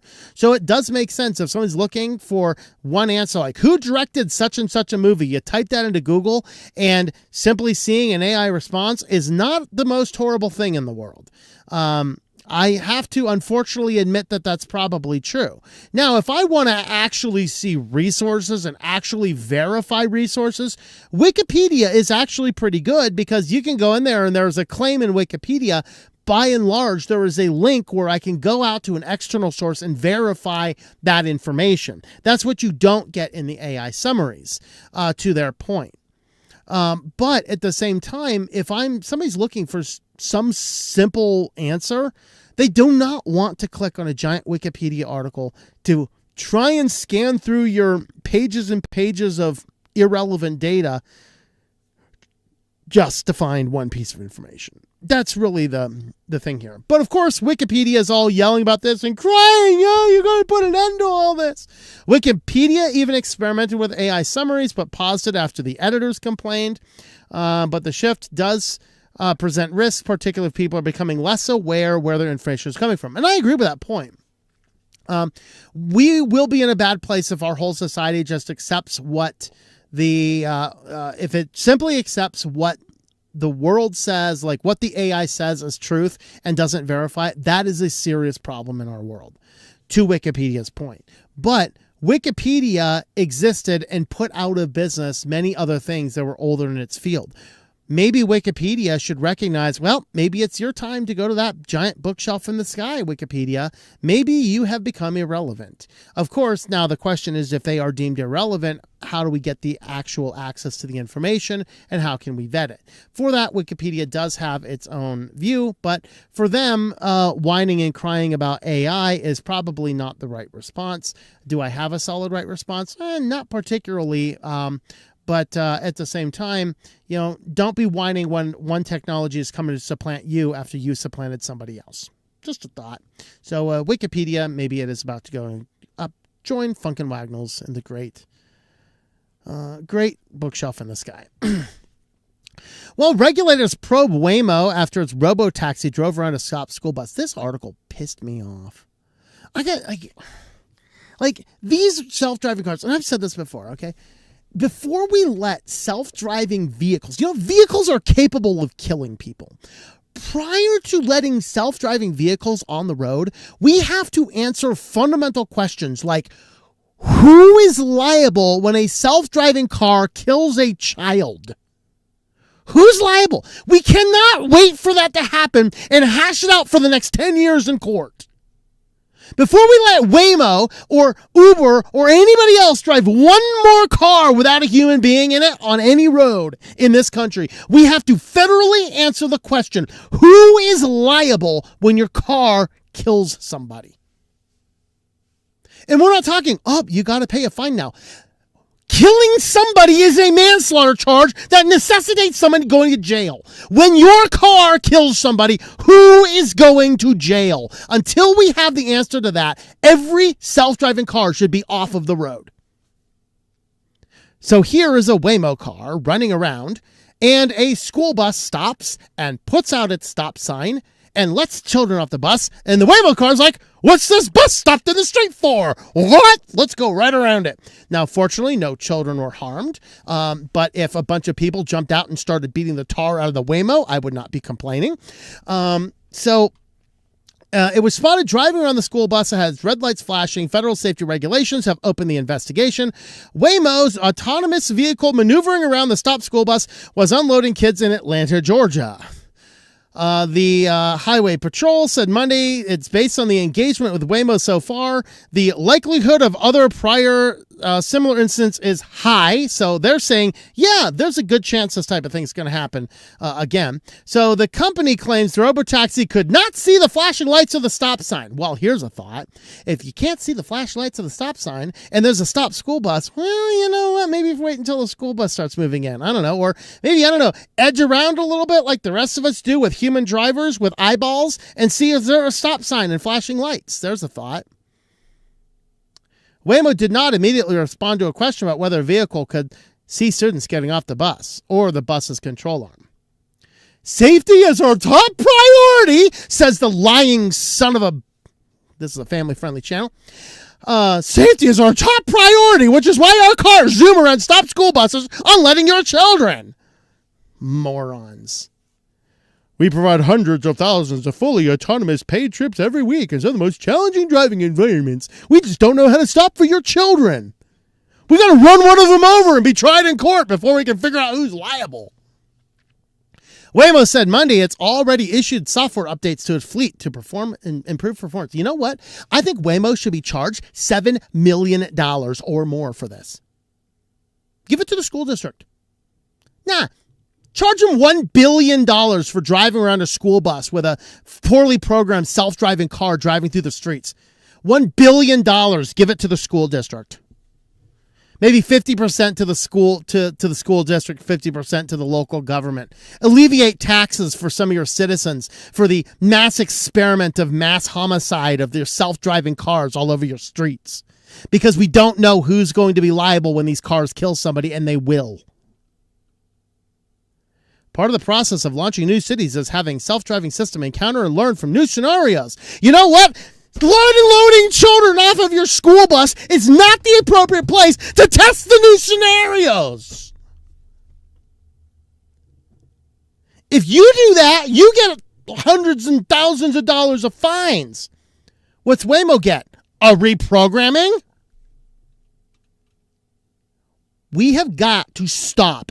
Every city in this country, stop self-driving cars until the question is answered. Who is going to jail when somebody dies? We need to know the answer to that. All right, moving on. Amazon Web Service outage shows internet users at the mercy of too few providers, experts say. Yes, I completely agree. We have far too few people. In fact, one of them was really interesting. Nobody really knew that Signal relied on AWS. You still think Signal's super secure? Signal relies on AWS. Very interesting. The good news is a bunch of children were saved because Roblox stopped. Experts have warned of the perils of relying on a small number of companies for operating the global internet after a glitch at Amazon's cloud computing service brought down apps and websites around the world. Snapchat, Roblox, Signals, Duolingo. Trying to talk to the owl, learn some Spanish. No hablo any language right now. All right, more than 2,000 companies worldwide are affected, according to the Down Detector. Site monitors internet outages. 8.1 million reports of problems from users, including 1.9 million reports in the U.S. and 1 million from the U.K., 418 from Australia. Maybe U.K. and Australia should be setting up their services in more local regions, because the only region that went down in AWS was in Virginia. In the UK alone, reports of problems on individual apps ran into the tens of thousands of each platform. Experts say the outage underlined the dangers of internet reliance on small number of tech companies, with Amazon, Microsoft, and Google playing a key role in the cloud market. Of course, last year we had the CrowdStrike situation. That was a different beast, but similar. Experts say the outages appeared to be an IT issue rather than a cyber attack. So basically they said it appears to be something wrong, just some mistake made on the internal system inside of there. And there will be more AWS news, but first we have to get on over to SillyVille because craziness had ensued. And We will we end out oh no, our AWS one is the second article. You know what, let's just we started with AWS, let's just start with AWS article. Continuing on with the AWS trend, the AWS outage reminds us why $2,449,000 internet dependent beds are probably a bad idea. Yeah, a whole bunch of people's beds were stuck with the heat turned on and in the inclined position. Even better in this article, are you ready for this? The bed itself has a manual control to turn the heaters off and to turn down the incline. But the manual control also needs to connect to the internet. You could not use the manual controls to turn off the heater or to decrease the incline. So look at this. Look at the safety hazard of this. I have a bed with a heater that is turned on that cannot be turned off because the internet stopped working. A fire hazard much? A fire hazard much? Now, presumably, hopefully, you can unplug the bed. Hopefully, it doesn't have some internal lithium battery that keeps the thing running in the event of a power outage. I don't know. But the outage did impact these smart beds. Of course, the smart beds are also collecting a whole bunch of data on you. Pods have on-device buttons for controlling the temperature without the phone, but the device also requires an internet connection for the adjustments to work. Limitation led to disturbing wake-up calls during AWS outages as 8 sleep smart beds became uncontrollable. You can't even manually turn it off with a button on the side of the bed because the button on the side of the bed needs to connect to the internet to find out if it can turn itself off. Oh, Lordy. Oh, dear. Guys. I know, like, all these guys, yeah, you hear them with some of these YouTubers as well, selling their Helix mattresses or whatever crap they're doing. You know what? I sleep on a 4-inch foam pad in my van, okay? You do not need a massively complicated bed. But I got all these. Get a little exercise and eat better. Get a little exercise and eat better. I'm a graying old man. I got no issues. I'm not minimizing your issues if you got some, but but at the same time, we just don't need all this internet connected crap that monitors all of our sleep and sends it all up to these companies. We don't. And the AWS outage kind of reminds us maybe why. I want to do this one next since we did talk about fire hazards. In the peak of irony, a fire chief's dog sets a house on fire. It found a lithium battery and decided, oh, that looks good to chew on. So here we are. The fire chief's dog accidentally lights a fire. Here you go. Woo, baby. Dog's like, I'm out of here, yo. And then, of course, the fire alarms go off as well. There you go. There you go. All the multiple fire alarms going off. The rug's on fire. All because the dog's over here like, yep. You gotta chew on the batteries. There you go. All right. Keep your batteries off the floor, folks. Don't let anything with that's a good thing to keep in mind. Do not put anything with a battery a dog could chew on the floor. They might chew on it and blow the thing up. All right. He'll be breathing fire for a while, but there you go. All right. I gotta say, I might actually start thinking about using ChatGPT now. This person, there's actually two stories here. Articles titled, I've been using ChatGPT wrong the whole time. This Wayne County woman asks ChatGPT to pick her lottery numbers and she ends up winning $100,000. Detroit area woman won the lottery in the most 2025 way possible. She asked ChatGPT for the numbers and won $100,000. There's her with her $100,000 check. And it turns out she's not the first one.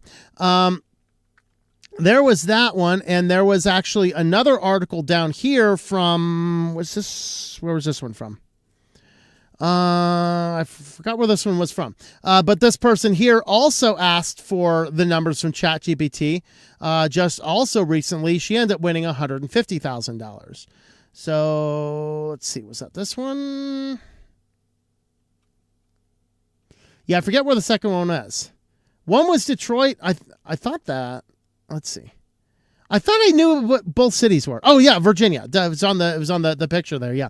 So one in Virginia and one in Michigan. ChatGPT picking your lottery numbers. So if you guys are using ChatGPT and you pick the winning lottery numbers, don't forget to leave us a super chat, leave us a Rumble rant, or subscribe to our Patreon or something. So just letting you know, if you use my tip of using ChatGPT and you make a lot of money, go ahead and share the wealth. I'd appreciate it. All right. And finally, guys, I hate that I have to report on this app because it's actually is outing me. I have not been a van dweller this whole time. I've just been the test case for this new app that if you're too burned out to travel, this new app fakes your summer vacation photos for you. I've been using it around the country for a few years. I'm outing myself now that the app is out. I really have not been, I am not hanging out in the deserts of Idaho right now.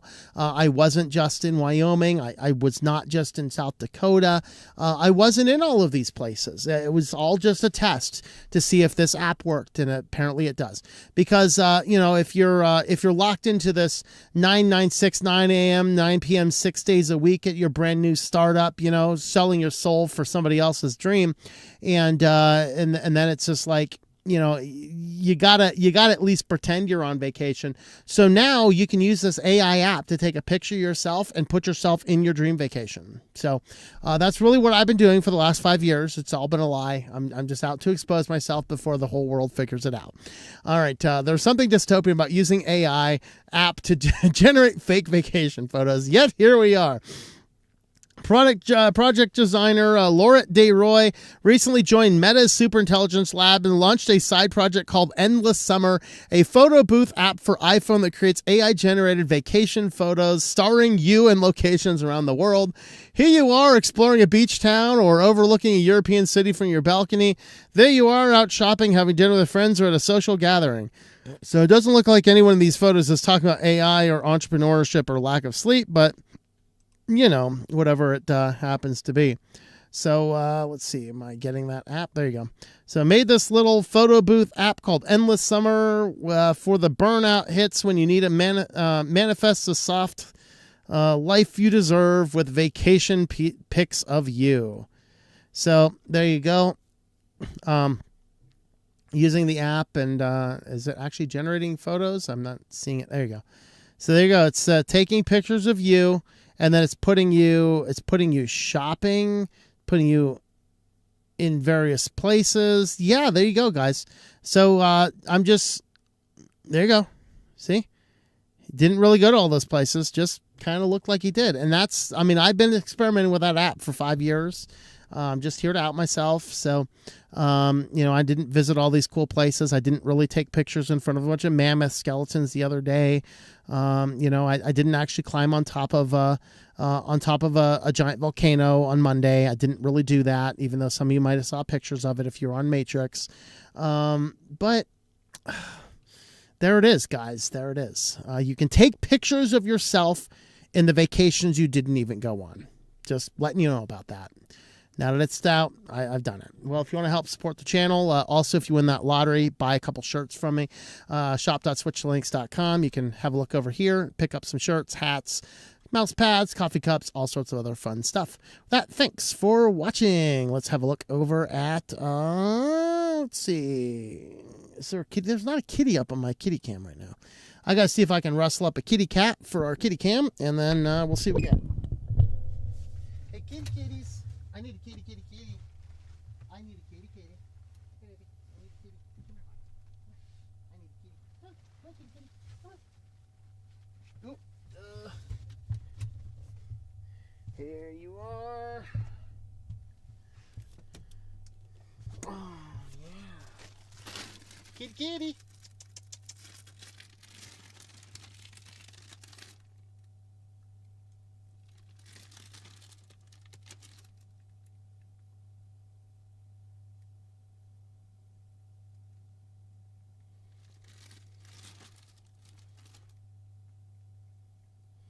Get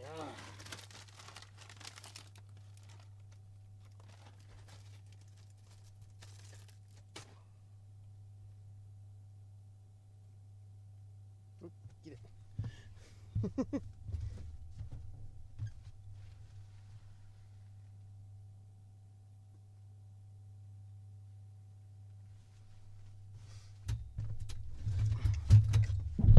All right, there is the kitties.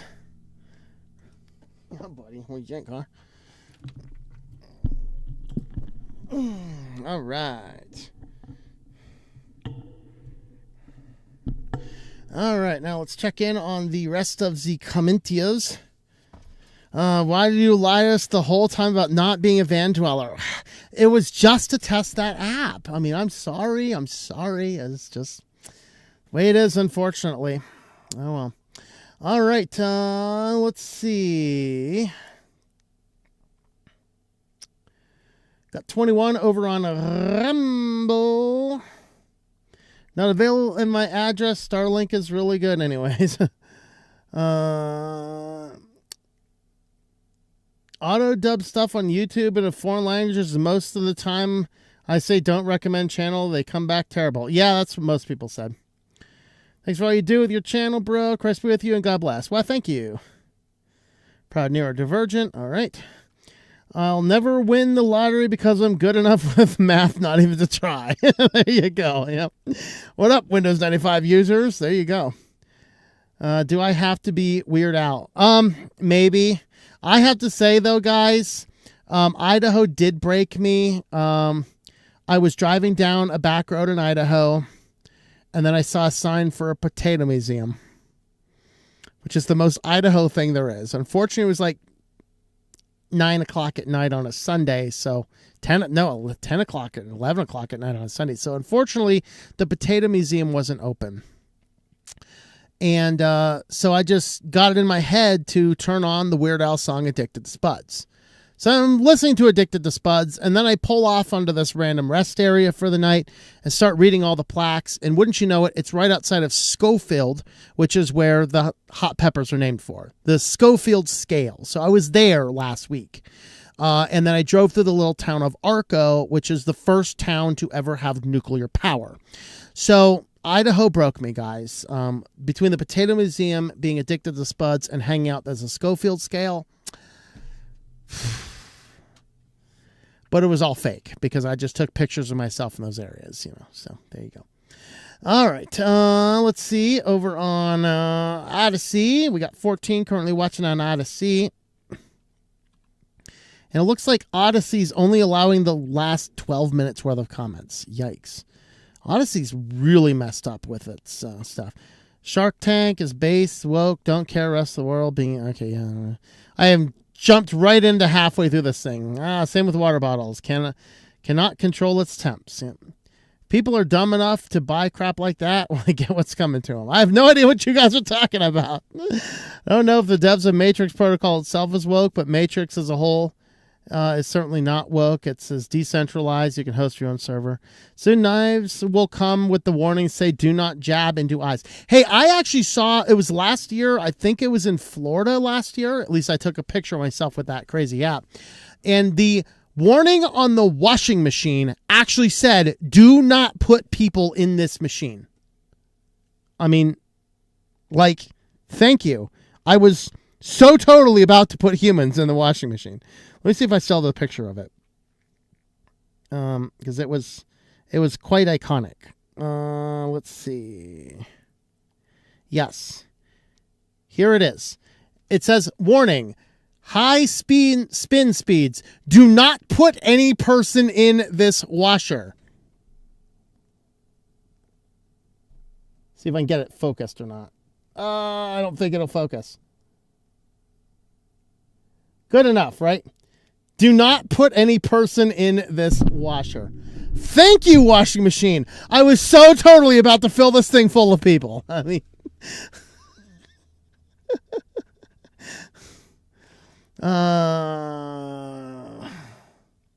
Fahrenheit 454 for doggy. Yeah, I need to get. I did buy a graphic novel of Fahrenheit 451, but I didn't get a chance to read it. It's such a beautiful book. I put it in my storage unit, so I'll read it later. Why ban butterfly knives as a tool, yet allow the sale of machetes when you have no bamboo anymore? Well, you can. Those are banned many places too.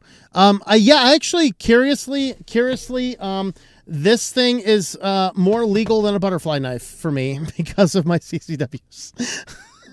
Although I think with CCW does allow me to carry a butterfly knife as well, but I don't know. But let's see. You mean the home server matrix? Let's see. Anyone can have their own code of conduct, just like Mastodon. Yeah. Maybe I should try and join Mastodon. I know I got banned from Fossidon for wrongthink, but maybe I should try actually official Mastodon. I might already be on a blacklist over there. I don't know. Let's see.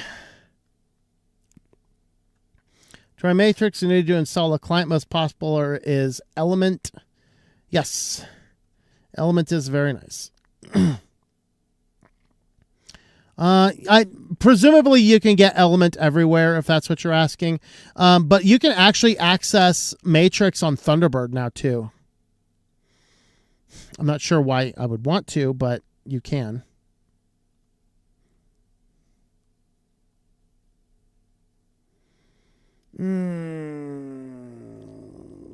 Okay, let's see. I'm also a military intelligence officer. Uh-oh. They're watching, and they're even telling us they're watching. Oh, no. LOL, Potato Museum. That's right. Yeah, Super Tom. After driving through the nuclear facilities, yes.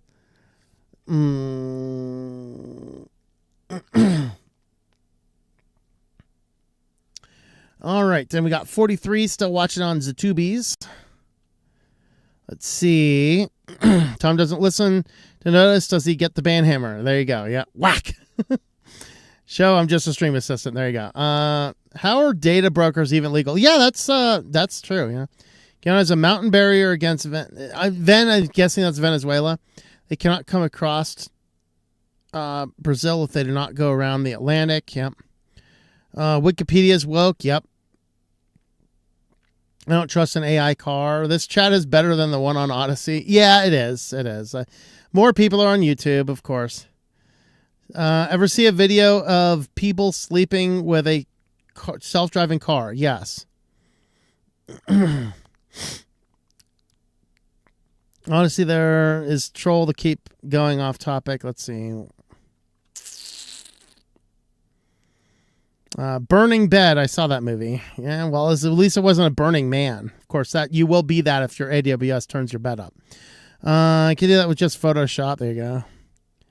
Yeah, I did lie. I did lie about there. So you don't live down by the river? Well, I mean, I can show you pictures. In fact, right now, curiously, yes. Allegedly. I mean, it's actually I'm still just, I'm still in the house. It's just that app, but yeah, there is actually there is a river next to me that if I turn everything off, I can hear it even in the van with all the doors closed. Yes, I am actually camped. I forget what river it is called, but it is one of the tributaries into the Snake. I'm going to look up the price of that app. $3.99 now. Make 30 images. $17.99 for 150. $34.99 for 300. Yeah, I'm on the unlimited test plan. I'm actually getting paid to do it just to test all of the stuff. But, that's kind of where we're at. But, there's that. I think I've reached the bottom. Is there anything over on Matrix? I did take the time to actually charge my graphene tablet, so I may as well look at Matrix and see if there's anything interesting. Although most of the people on Matrix are already cross-posting all their videos or all their comments to YouTube, so I might have already seen them all. I don't know. Let me see. F-Droid, bunch of heretics. There you go. Yep. Google, no user accounts. Are you on drugs or something? I'm just giving them an idea. Just giving them an idea. Ezekiel did nothing wrong. No, he did nothing wrong. In fact, God told Ezekiel what to write. So think about that one. Yeah, Ezekiel 17 and Ezekiel 23. If you want to see some risque stuff, there you go. High school kids that can't even read at first grade level. Well, got a bunch of high school students that act like preschoolers.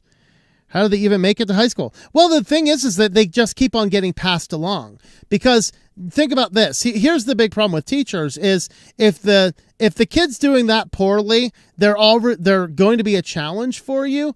If you fail them, you just have to try and do it again. I had a guy in chemistry in Penn State. It was his third time taking my class. He'd sat in the back of the class actually playing Game Boy the whole time. I said to him one day, why do you even show up? Why don't you just stay home? You have better graphics on your video games at home, right? He's like, well, if I stay home and my dad calls, I'll get in trouble. I said, don't pick up the phone. But, this is the moron we had, right? Right? He's like, I'm going to go to chemistry class, do nothing in the back but play video games. It's the third time I'm taking the class because I failed 2 more times. I'm going to sit in the back and play video games. You hear the suggestion, why don't you just stay home and play video games there? Well, I can't do that because if my dad calls, hey, moron, don't pick up the phone. Of course, if you had the brain cells to think about things like that, you probably wouldn't be taking chemistry for the 3rd time. But, such is life, right? Let's see.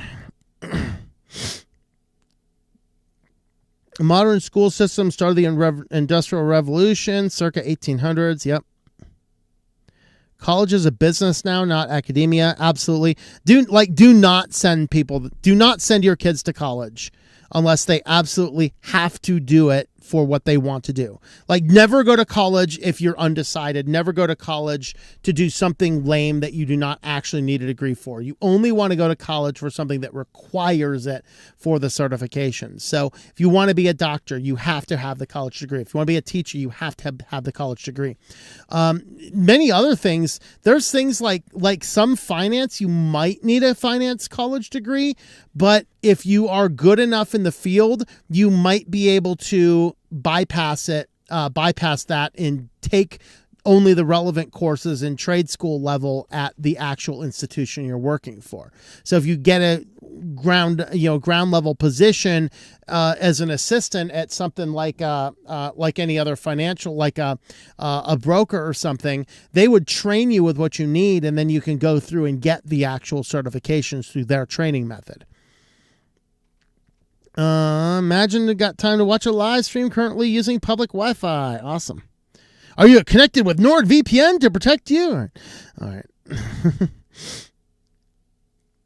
Let's see. Public Wi-Fi's can read your traffic. Yep.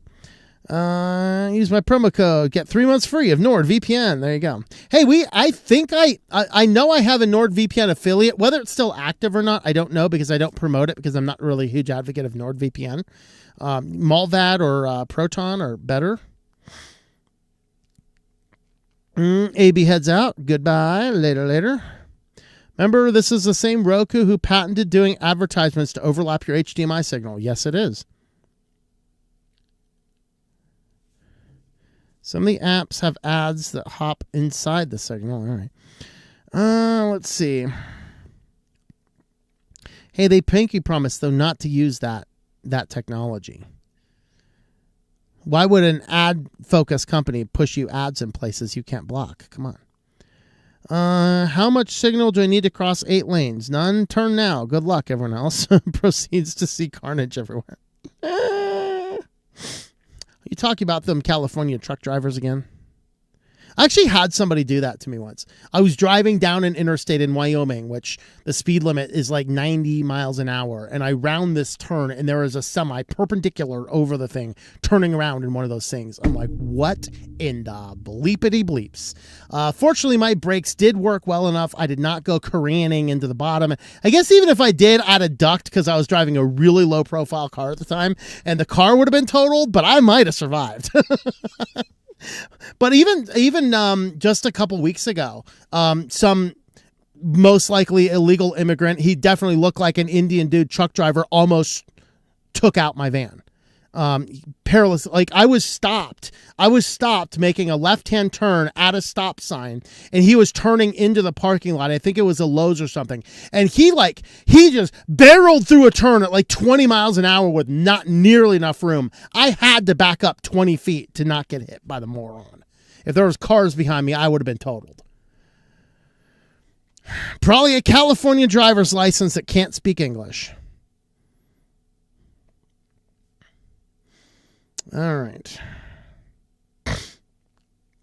And yes, as somebody that spends an exorbitant amount of time in truck stations, truck stops, way too few truckers speak English. Very few of them. All right, we have hit the bottom of comments over there. I'm going to shut everything down on the tablet so my batteries don't go dead again. There we are. Tablet is down. Let's see what else we got. University of Guyana could use a professor in chemistry like you. If it's online, I might think about it, but college, there's a class for it. It's a saturated field. No, it's a possibility. Yeah.